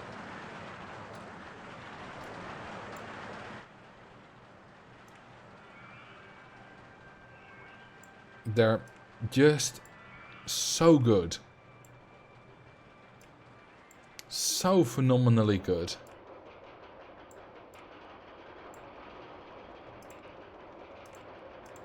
Someone asked, by the way, about the most dazzling color scheme award. The thing is, not all colors count. For example, monorail, bright yellow, don't count. So that one, don't count. Bright green, do count. But, actually, it's bright green that counts. We use lime green, which, unless OpenRCT2 changed it, don't count. Bright blue, icy blue, don't count. It's only the first one, the main color, that matters, by the way. So, we don't have half the right with a color that counts, so we can't get it. The colors that do count, by the way, are... Well, let's use a different right that shows up the color better. First, let's fast forward past the rain. There we go. The colors that do count are bright green, bright purple, bright pink, and light orange. Only those four. But we use pastel orange, pastel pink, icy blue anyway. So we don't even use the colors that count, because we use the brighter variations that OpenRCT2 introduced.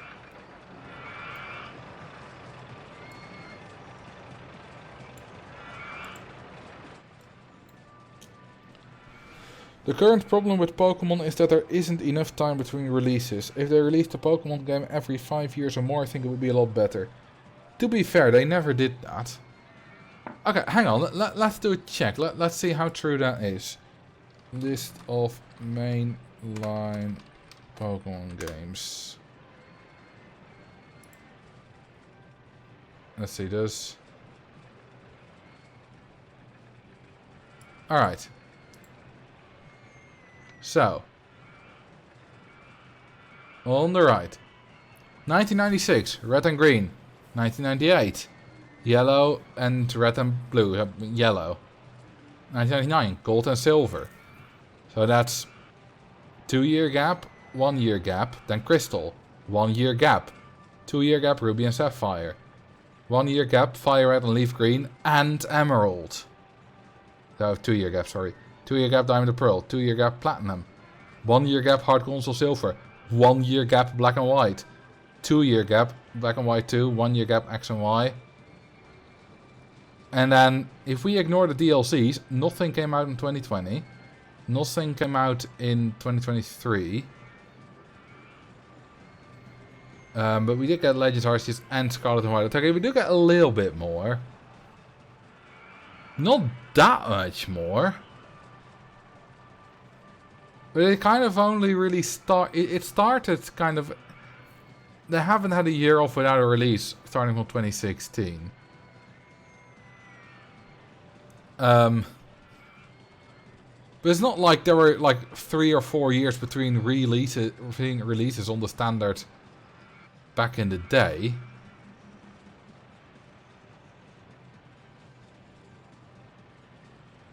So it's not like it's increased that dramatically.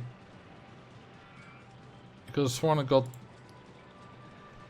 I mean, it was 2009 in Japan, 2010 in other regions. That was, you know, it took months between Japan and the rest of the world back in the day. Ooh, I have a hot take. Localized Mandela effect. You misremembering one thing is not a Mandela effect. That's not my hot take. But that's the thing that irks me. And you're not the only one who says it, because if this was the first time I'd see it, that wouldn't irk me. I see so many people saying it. Like, when they remember something, ooh. Either this happens, or I have a Mandela effect. No. Mandela effect is when a large portion of people, seemingly completely unrelated, have the same wrong memory.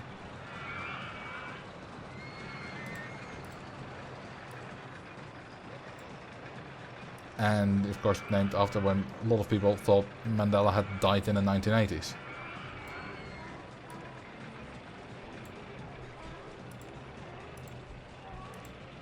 Just misremembering something is something that happens all the time.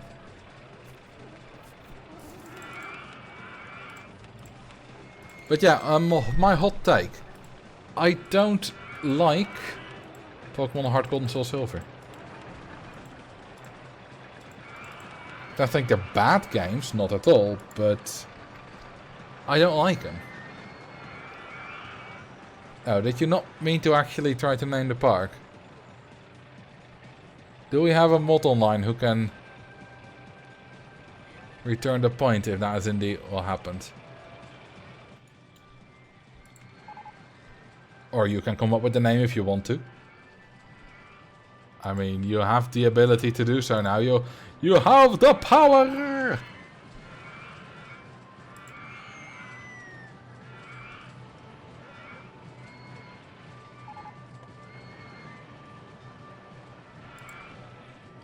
The Mandela effect is so funny to me. Human memory is well known to be flawed and unreliable, but no.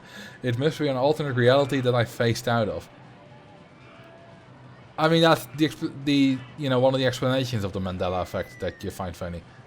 Because there are kind of two things, right? The Mandela effect is a very real thing. It's just when people misremember something. But I completely agree with you. That explanation for the Mandela effect is, of course, complete and utter bullshit. Mandela effect, gold and silver. Got nothing to do with the park in any way at all. Yeah, then he makes it better. Our gold and silver replicated a lot of the terrible design decisions from Gen 2. I got a lot of good decisions, like Pokemon following you and having sprint on a toggle. But the level curve was awful. I'm not a big fan of the Pokemon in Gen 2.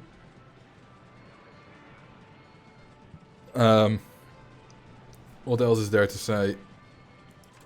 I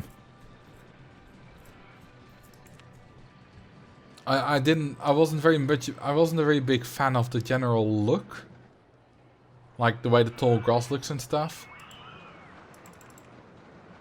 Just not a fan.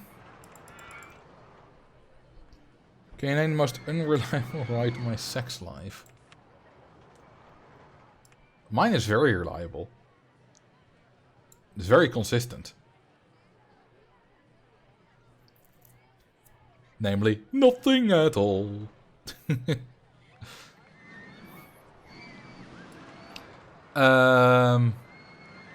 Let's see, reliability. Classic stand-up coaster.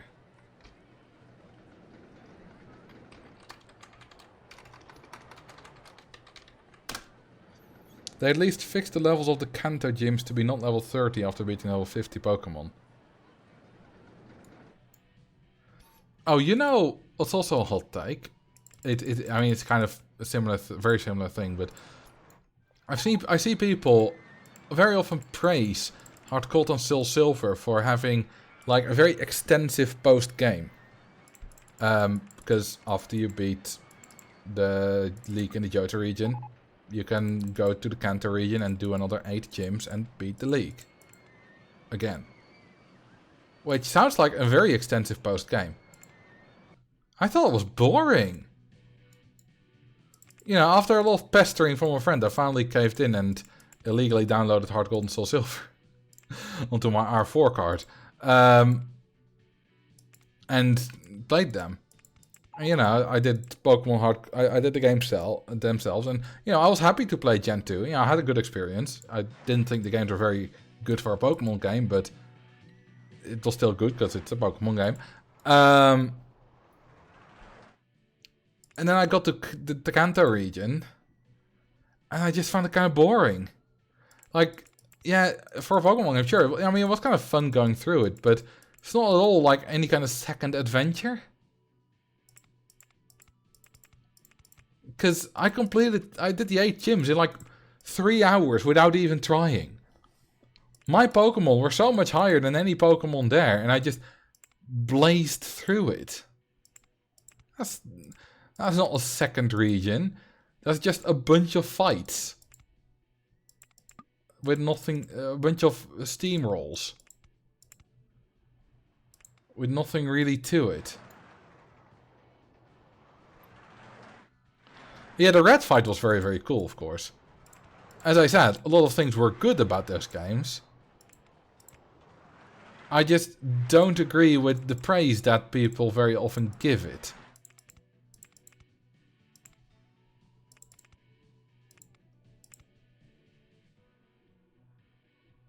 Nostalgic victory lap / checklist. I mean, yeah, for me it wasn't nostalgic because I have never ever played a Kanto game. I've not played a Gen 1 game. I have not played it. No, that's not true. I've played Leaf Green. Yeah, no, never mind. I've played through Leaf Green once. Borrowed it from a friend. Okay, I have played the Kanto game. But that was after Hard Gold and Soul Silver, so didn't count for that playthrough. Had no nostalgia there.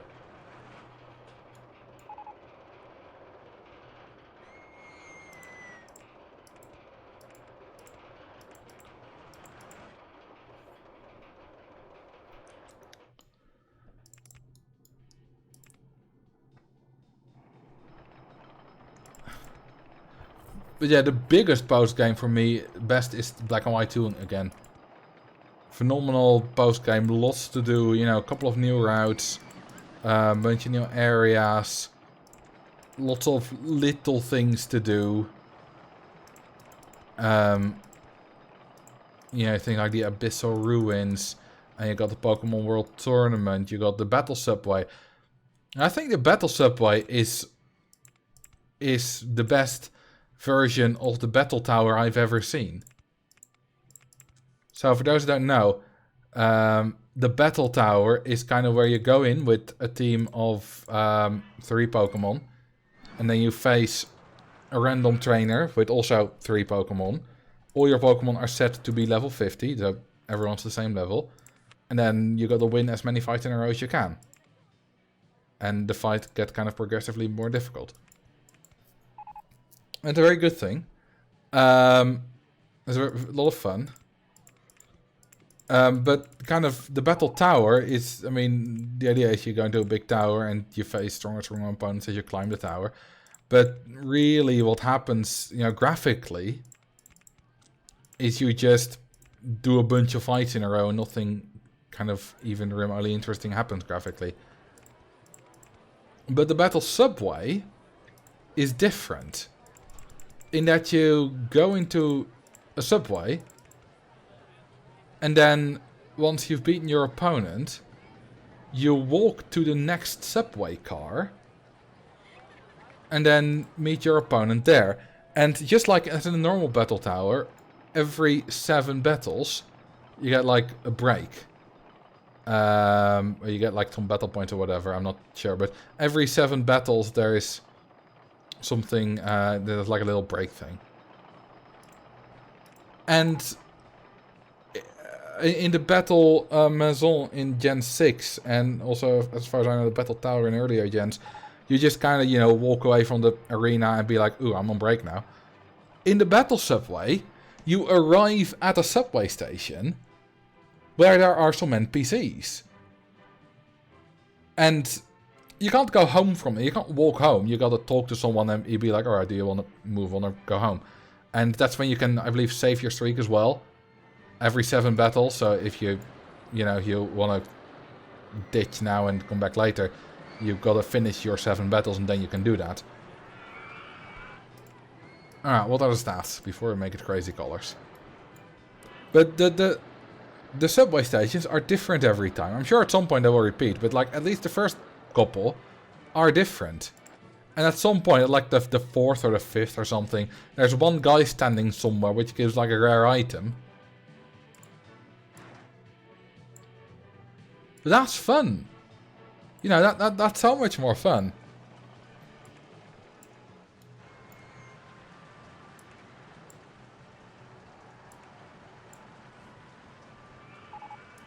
And I really like that. That just gives it a touch more of uniqueness, you know? And you also have some other battles. Because you get what I described as single battle in the battle tower style thing. You also have double battle and, you know, other kind of battles. And as far as I know, most like, at least in the battle maison, which I also did a lot, you just select double battle and then you go into the same place. In the battle subway, you don't select anything. You walk, you know, in the main station, you walk to a different platform and you take a different train. That's much more immersive, much better.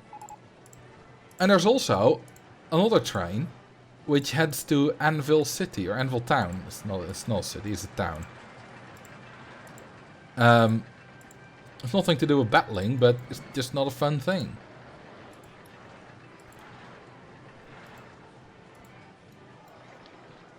Oh yeah, you do climb the tree in Gen 7, that's true. As far as I know, you don't have those kind of platforms. You know, the special rest areas. Pokemon World Tournament from Black and White 2, by the way, is where you fight a whole bunch, where you can basically fight every gym leader and Elite Four and champion ever.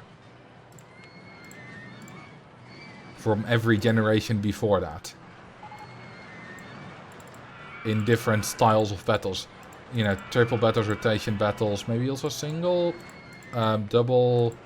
I'm not sure what all is possible. It's been a while. But a lot is possible.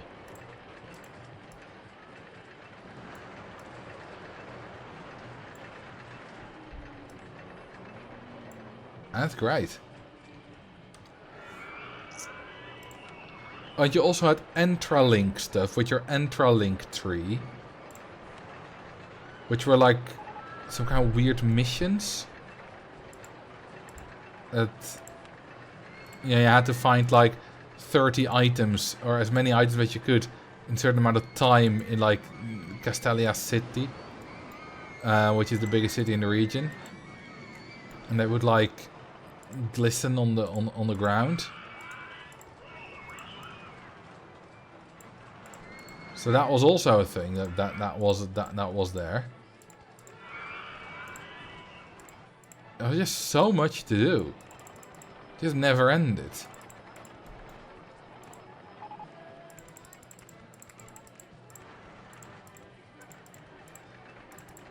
Who's your favorite champion? Come on. Come on, please. There's only one correct answer there.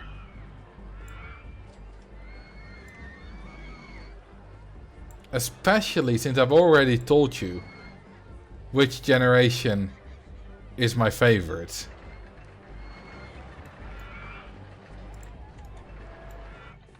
So there's really only one possible answer. Surely Diantha. Yeah, that bitch.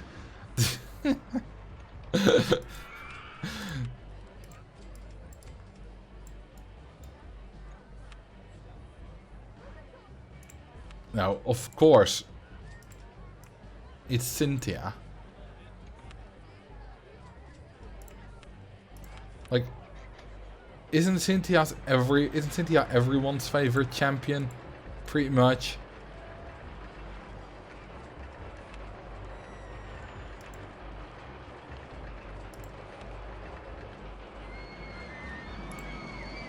Cynthia is just so good. Iris rules. I mean, she's great, sure. She's no Cynthia. I don't know who Cynthia is.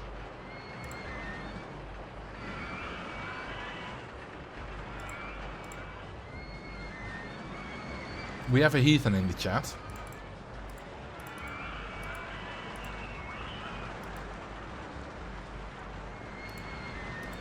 I mean, if you've not played Pokemon, sure, but you have played Pokemon.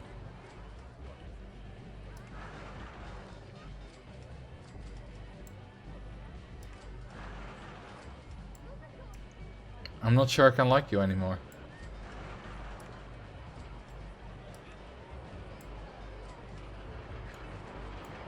I stopped playing at Gen 2. Still, it's bloody Cynthia.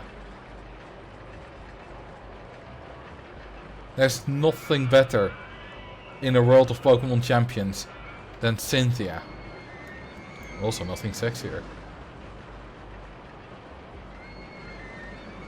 No, but seriously, of course, I mean, Cynthia was my first champion, so that always leaves a special impact. But also just, the music is absolutely banging. And the design of hers is amazing. Her team is incredibly, well, memorable, but also just difficult. Her guard jump is scary. It's truly terrifying. Oh yeah, and then she makes a return in Mandela Town in Pokemon Black and White 2. Or Black and White? Maybe both? I'm not sure. And that's... They just walk into a random house and then Cynthia be like, hey bestie, missed you. I wanna fight you again. This time I will fucking beat you. And then you fight her again.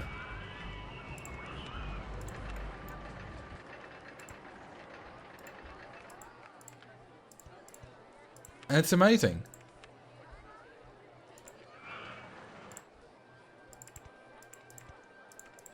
So yes, I will be a Cynthia lover until my death.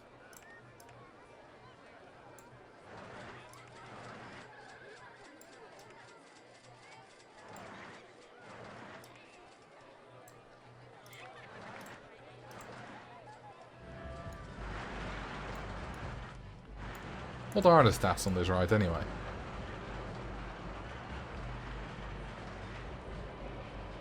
Well, okay then.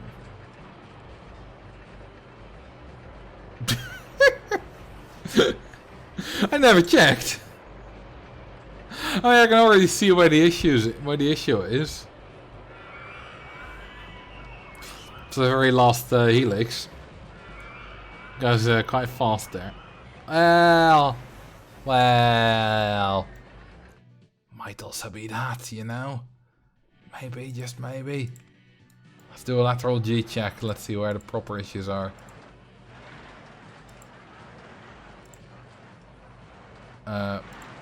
Are all the trains? Yeah, all the trains are on the Let's fast forward a little bit. Ooh, might also be there. Ouch! Speed in that looping is really good. Yeah, just a casual 12 intensity. Oh, it's actually good here. It might only be the first one that's a problem. Yeah, it's still good here as well. So it's only really the first one that's the issue, eh? Well, I can fix that. I mean, not really like that. You know, I'll just do some extra turnage here.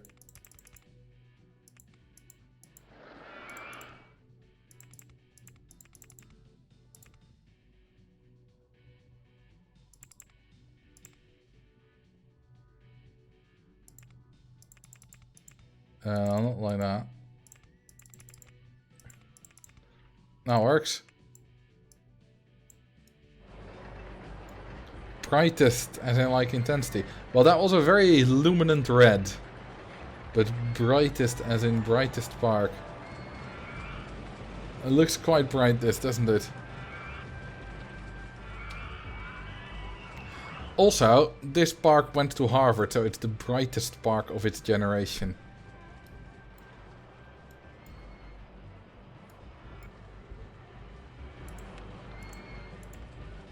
And there we go, the lats are no longer a problem.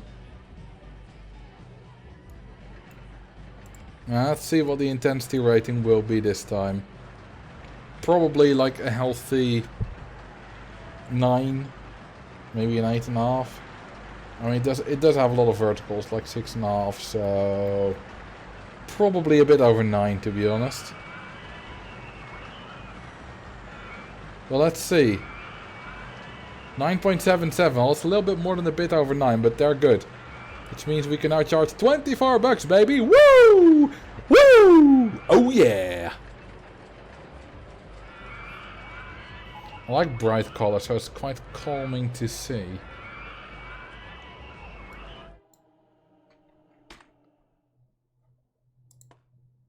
Are you having a panic attack right now? It's dark. It's no longer calming to you. Are you panicking? It's the blackness. It's rain. You will drown in the rain, in the blackness. It's all very stressful. Satan is coming. He is rubbing your shoulders very sensually. You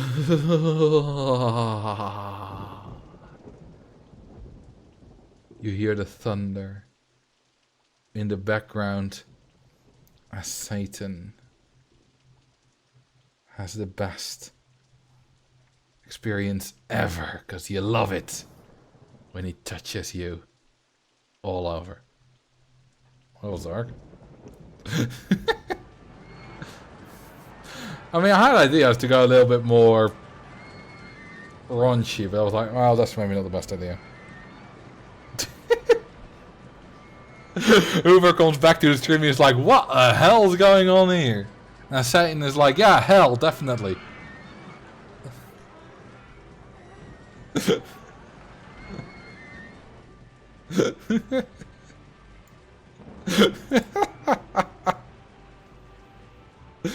I should totally do ASMR. Honestly, I think I mean, I have the voice for ASMR, right? I'm not sure if I'd be comfortable doing ASMR, but that's because I have no experience in it, so naturally I'd be uncomfortable doing it because it's my first time. But I think I'd be decent at ASMR. I'm not sure about the whole actual role-playing part and good content, but I think I'd be decent at, like, doing ASMR. Maybe not so much writing ASMR videos, but performing them? I think I can do that.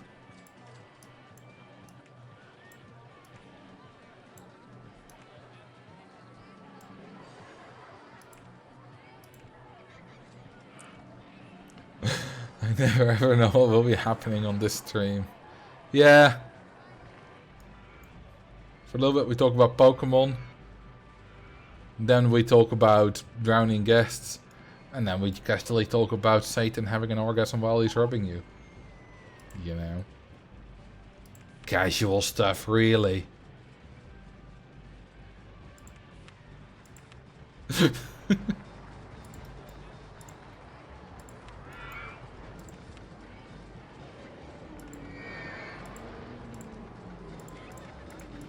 And that was just because someone said, "Ooh, the bright colors are calming to me." So I went to the black screen, you know, of the map, and then I just improvised. It started raining and thundering at the exact right moment, and that was not planned.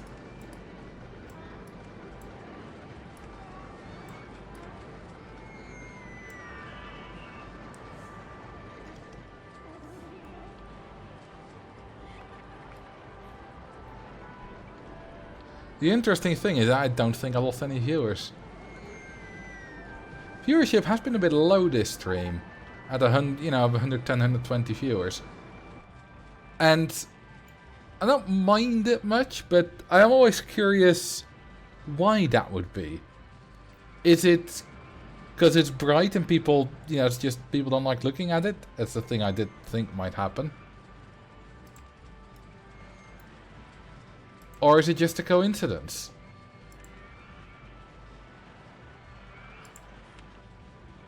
I don't know.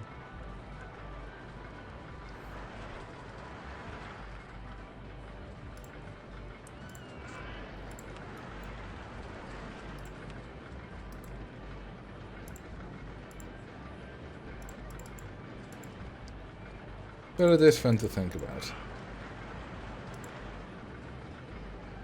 The orange water is slightly off-putting. Not just the orange water, I guess. I think all the bright colors across the entire park.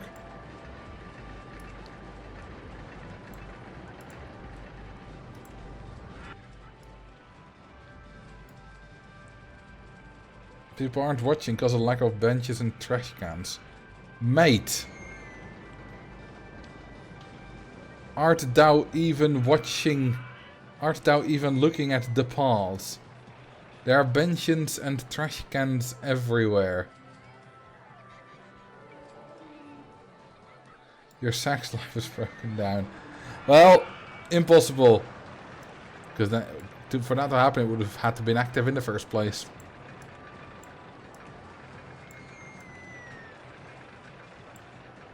Hey.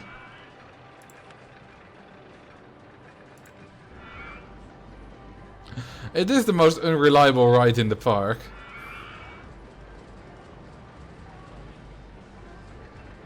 Needs more decoration balls. I do agree, more balls is always a good thing.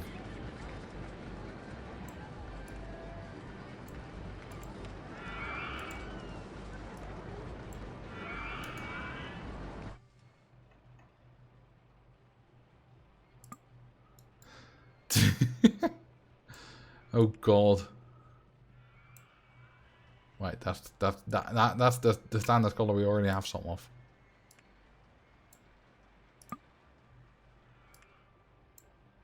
Ooh. Look at that. That's gonna be nice and bright.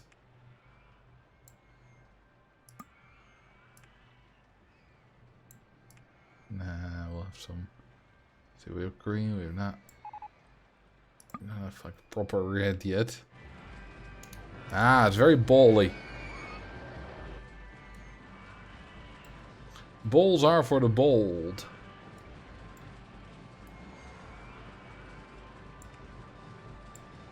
The guests are drowning in balls again. Let's also add some of these.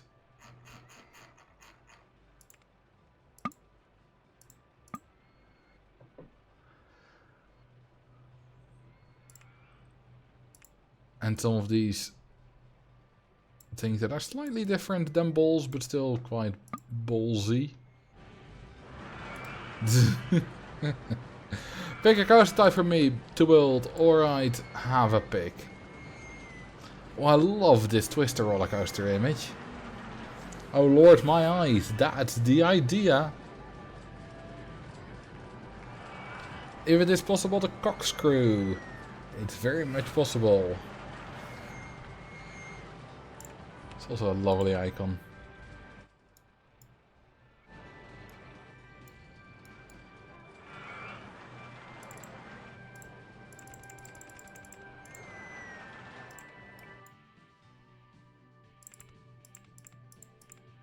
Alright.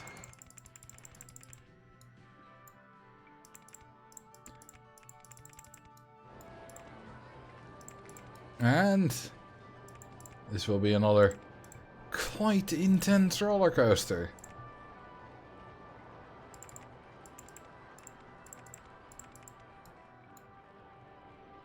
Sort of gives me that Fallout 3 Dulk vibes. Can't remember the name of it. Far Cry even. I've never played Fallout 3 Dulk or Far Cry. So I can't really chat along with you about that. Intertwining loops on the corkscrew is always nice. You're not wrong, but the word corkscrew is a bit irrelevant there. Because interlocking loops of any roller coaster is nice. How much lower must the looping be to intertwine good? 6, 7.5, either of the two. I guess 9 can also work if you're, you know, really specific. I may have like 4. I was like something like maybe 7.5 and 4.5 were like specific. Occasion and 6 was a bit more forgiving. I'm not sure. One of the two is more forgiving. But definitely 6 and 7.5, so 4 and 5 units will work.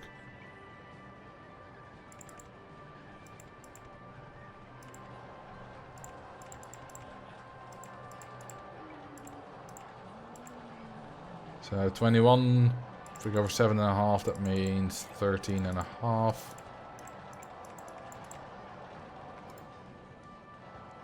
Hang on.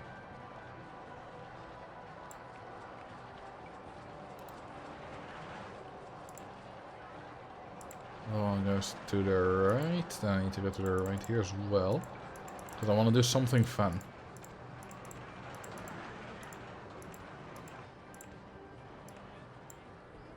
Okay. Wait, hang on. No, there's only 6 meters. I made a mistake.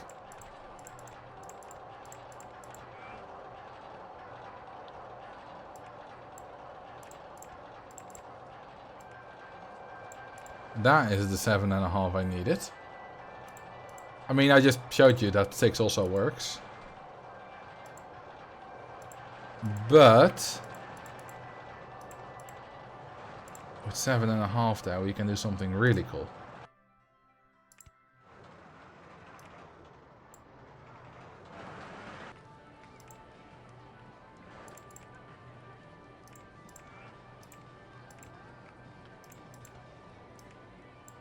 Ta-da!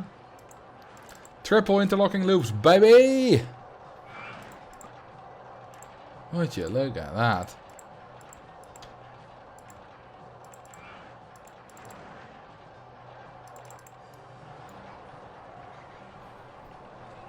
I mean, you can continue this up and down as long as you like. And it's the rules to building these interlocking looping towers is really simple. You know, if you're just doing 2, you have quite a wide range. But if you're doing like the tower with more than 2, you only have one possibility. And that is the difference must be 7.5 meters or 5 units between every pair of loops. And they must all go in the same direction. So these all go to the right. And as long as you keep to those rules, 7.5 meters difference in height, same direction, it will always fit. Well, on non-inverting coasters, because inverting coasters need more units of height clearance, which means it doesn't work. You can't even interlock 2. You can build things through those loopings, like a twist through looping, that works fine. But you can't interlock two loopings. You can interlock, I believe, an inverting and a non-inverting looping from different coasters. Name a right of your choice. Sergeant Rex Power Cold. I have no idea what that's from. Also, I have a feeling there's a chance this one might be too intense. There's a lot of ifs there. Feeling, chance, might.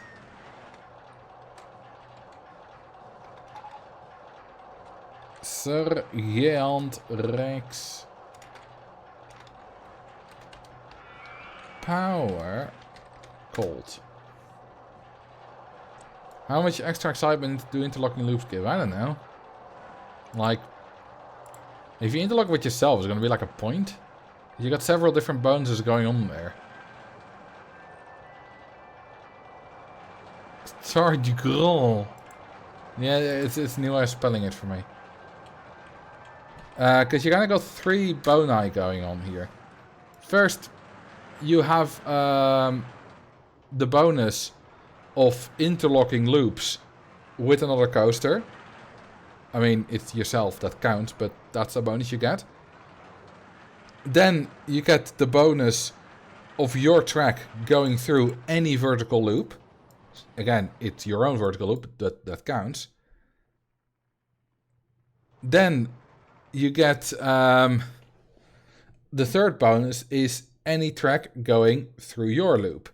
It's your track, but it counts. So you get 3 boni at the same time.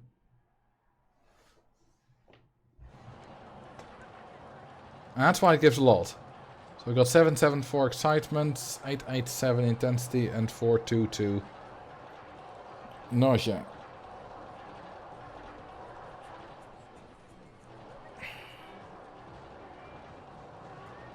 I built a coaster with 2 loops next to each other and 1 track going through them both. I tried to get rid of 1 loop and do twisters and corkscrews instead, but never reached the same excitement again. Yeah, that's another. Yeah, you got track going through it. That gives a bonus. You get 3 watts. What? Is that a joke? I'm too stupid to understand. Ooh, now we don't have a lot of white in this park yet, but this white is sure bright.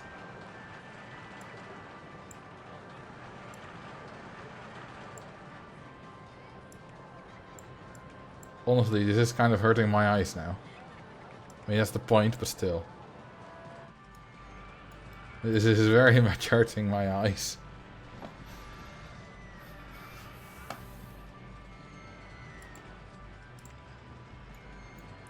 For some reason, this angle is much worse than this angle.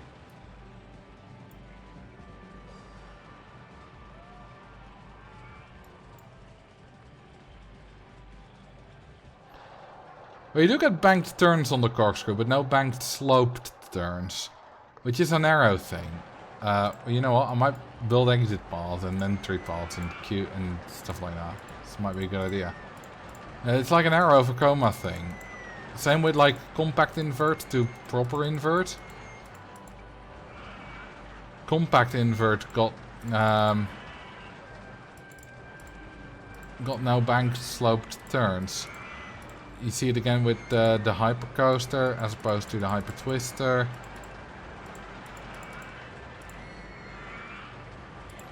And that's why the Vekoma versions of rides are nearly always worse.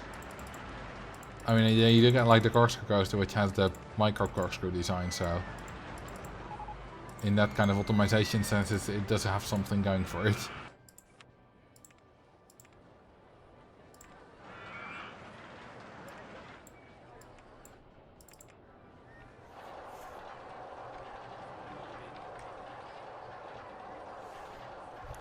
Let's follow the train.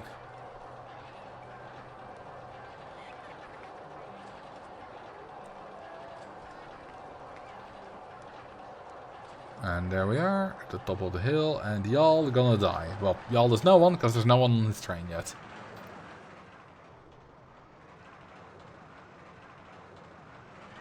Nah. Was a lag spike. Happened in game, not on the stream. That's the first loop. Well, no, second loop actually. Then the third loop. And then we still have a Cobra roll, Sea Serpent roll, whatever this is called, left.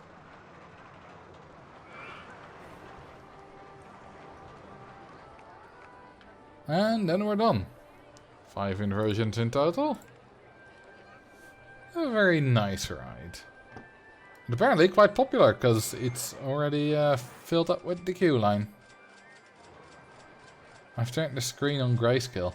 Hang on, I think I might be able to make this worse.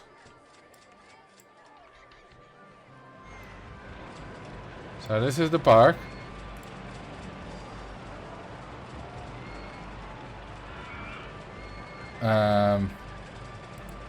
If I go to properties. No, not properties. If I go to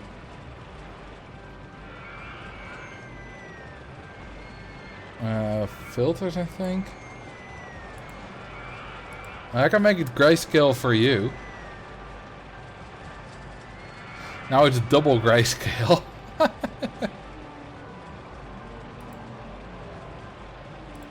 Dramatic. That's also very bright. Flashback. This is a bit more muted. Okay, this one's gonna be terrible. This one's gonna be very terrible, I think. Oh, look at that, baby. That one's terrible. Inverted. Inverted is always kind of bright. It's very pastel-like. I got action movie. Which, you know, this is normal. This is action movie. Oh, we got more. Hearth. Which is incredibly bright. So I tried it. Wintergreen. Oh, that's also incredibly bright. And heat map. Which is very, very ugly.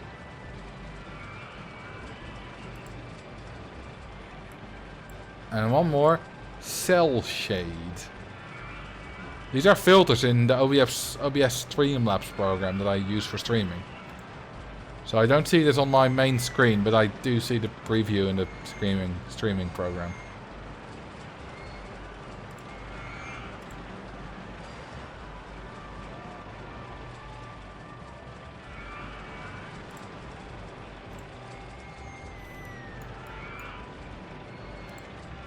Okay, you know what? Let's have a look at some statistics. Oh, we make 30,000 a month. That's ridiculous. Look at this. Started from nothing, now we're at the top. Nice park value, nice weekly profit. Alright. Most profitable ride. Vertical drop roller coaster 1. I mean, we're charging, well, now only 1940, but we used to charge 24 for it. It's got a throughput of 3,300 an hour. So, yeah, it makes sense. But it's quite new, so especially because for a long time it wasn't popular because it was intense. So, total profit. Steel Wild Mouse 1. With a decent head start on the second one. Decent lead. My Sex Life is incredibly profitable. Why is there no mod to quote that?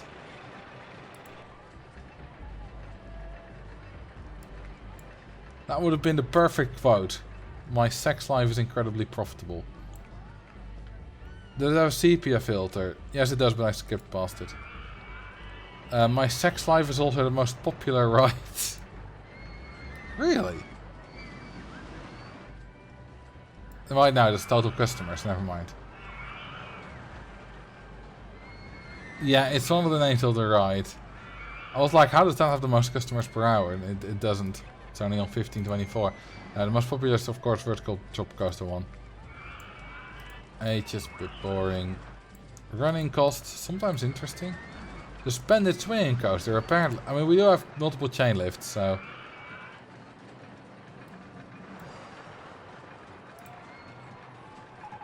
Ooh, flying saucers is surprisingly expensive for a flat ride. With 148 an hour. Queue length... Yeah, I mean, that just mostly depends on how much of a queue line I put on it. Queue time. The very first ride I built, baby! The queue line is not even that long. It's like 1, 2, 3, 4, 10, 11, 12. It's 13 tiles. It's just a throughput of 1 guest per millennium that makes it take this long. Reliability. Flying saucers. Ooh, they're now at the bottom. Interesting. Guest's favorite.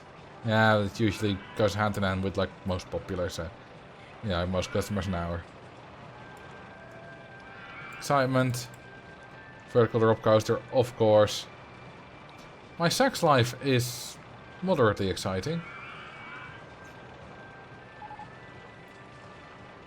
Car ride, yeah, I got the step penalty. Intensity. Ooh, my sex life is also quite intense.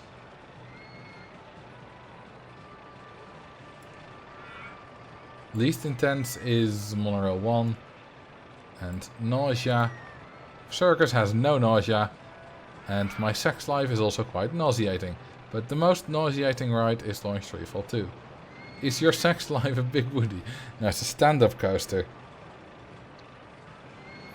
Because I do everything standing up. I'm back, finally. Max! You missed me talking about my sex life. And how it's very intense.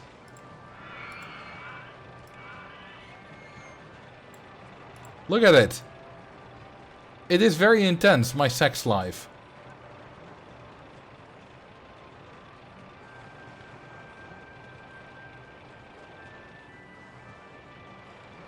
Not ultra extreme though. No, and it's more intense than exciting. I mean, it's still a 6.5 excitement, so it's decently exciting, my sex life. Nausea is 6.53. That's 100 lower.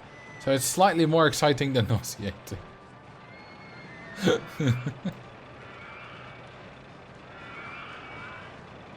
Which attraction has the closest to 0 profit? If we go to total profit, we get... Well, monorail 1. Because I think my price manager is set to... Yeah, make transport rides free, so we don't charge anything for it. But closer to 0 is Ferris wheel 1, actually. Because we only charge 240 for it and get like 68 customers in total.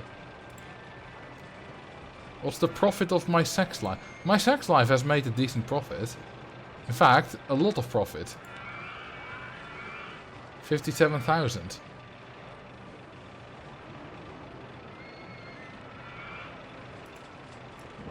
Let's see, customer of profit per hour. Car ride 1, minus 160 an hour. Oh, that's very close to the one you desired. 40 cents, because it's that penalty. And 456 an hour, which is not that much. Can you do an advertisement campaign for your sex life? Oh yeah, I will advertise my sex life all around the country. Everyone will be talking about my sex life. I don't think I said the word sex so much in one stream ever.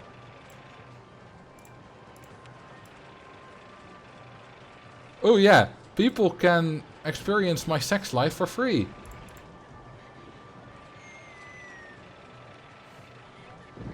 What are the names, stats of the mini-sus? Got no particular name. Stats are 5.28, 6.37, 4.49. Which is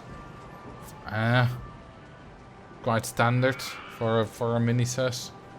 For a sussy bussy baka. Uwu. Meow.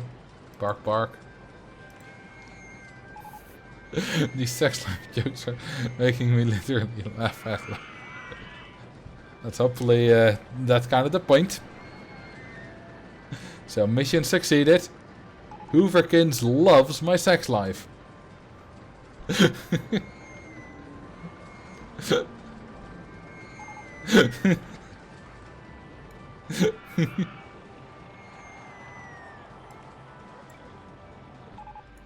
Don't deny it. Alright. I do think that's the end of the stream though. So let's find someone to raid. Lillipus is live. Let's see if there's anyone. Someone is streaming Rollercoaster Tycoon 3. Oh, someone with 124 viewers is streaming Rollercoaster Tycoon 2. Well, classic actually. SC Today. They are most likely someone who never streams this game but does once for now. Is that gonna be fun? Alright, you have the right message ready. Thank you, Xag. Tell her hi from me and all our 100 something viewers. And I'll see you on the other side. Thank you for watching.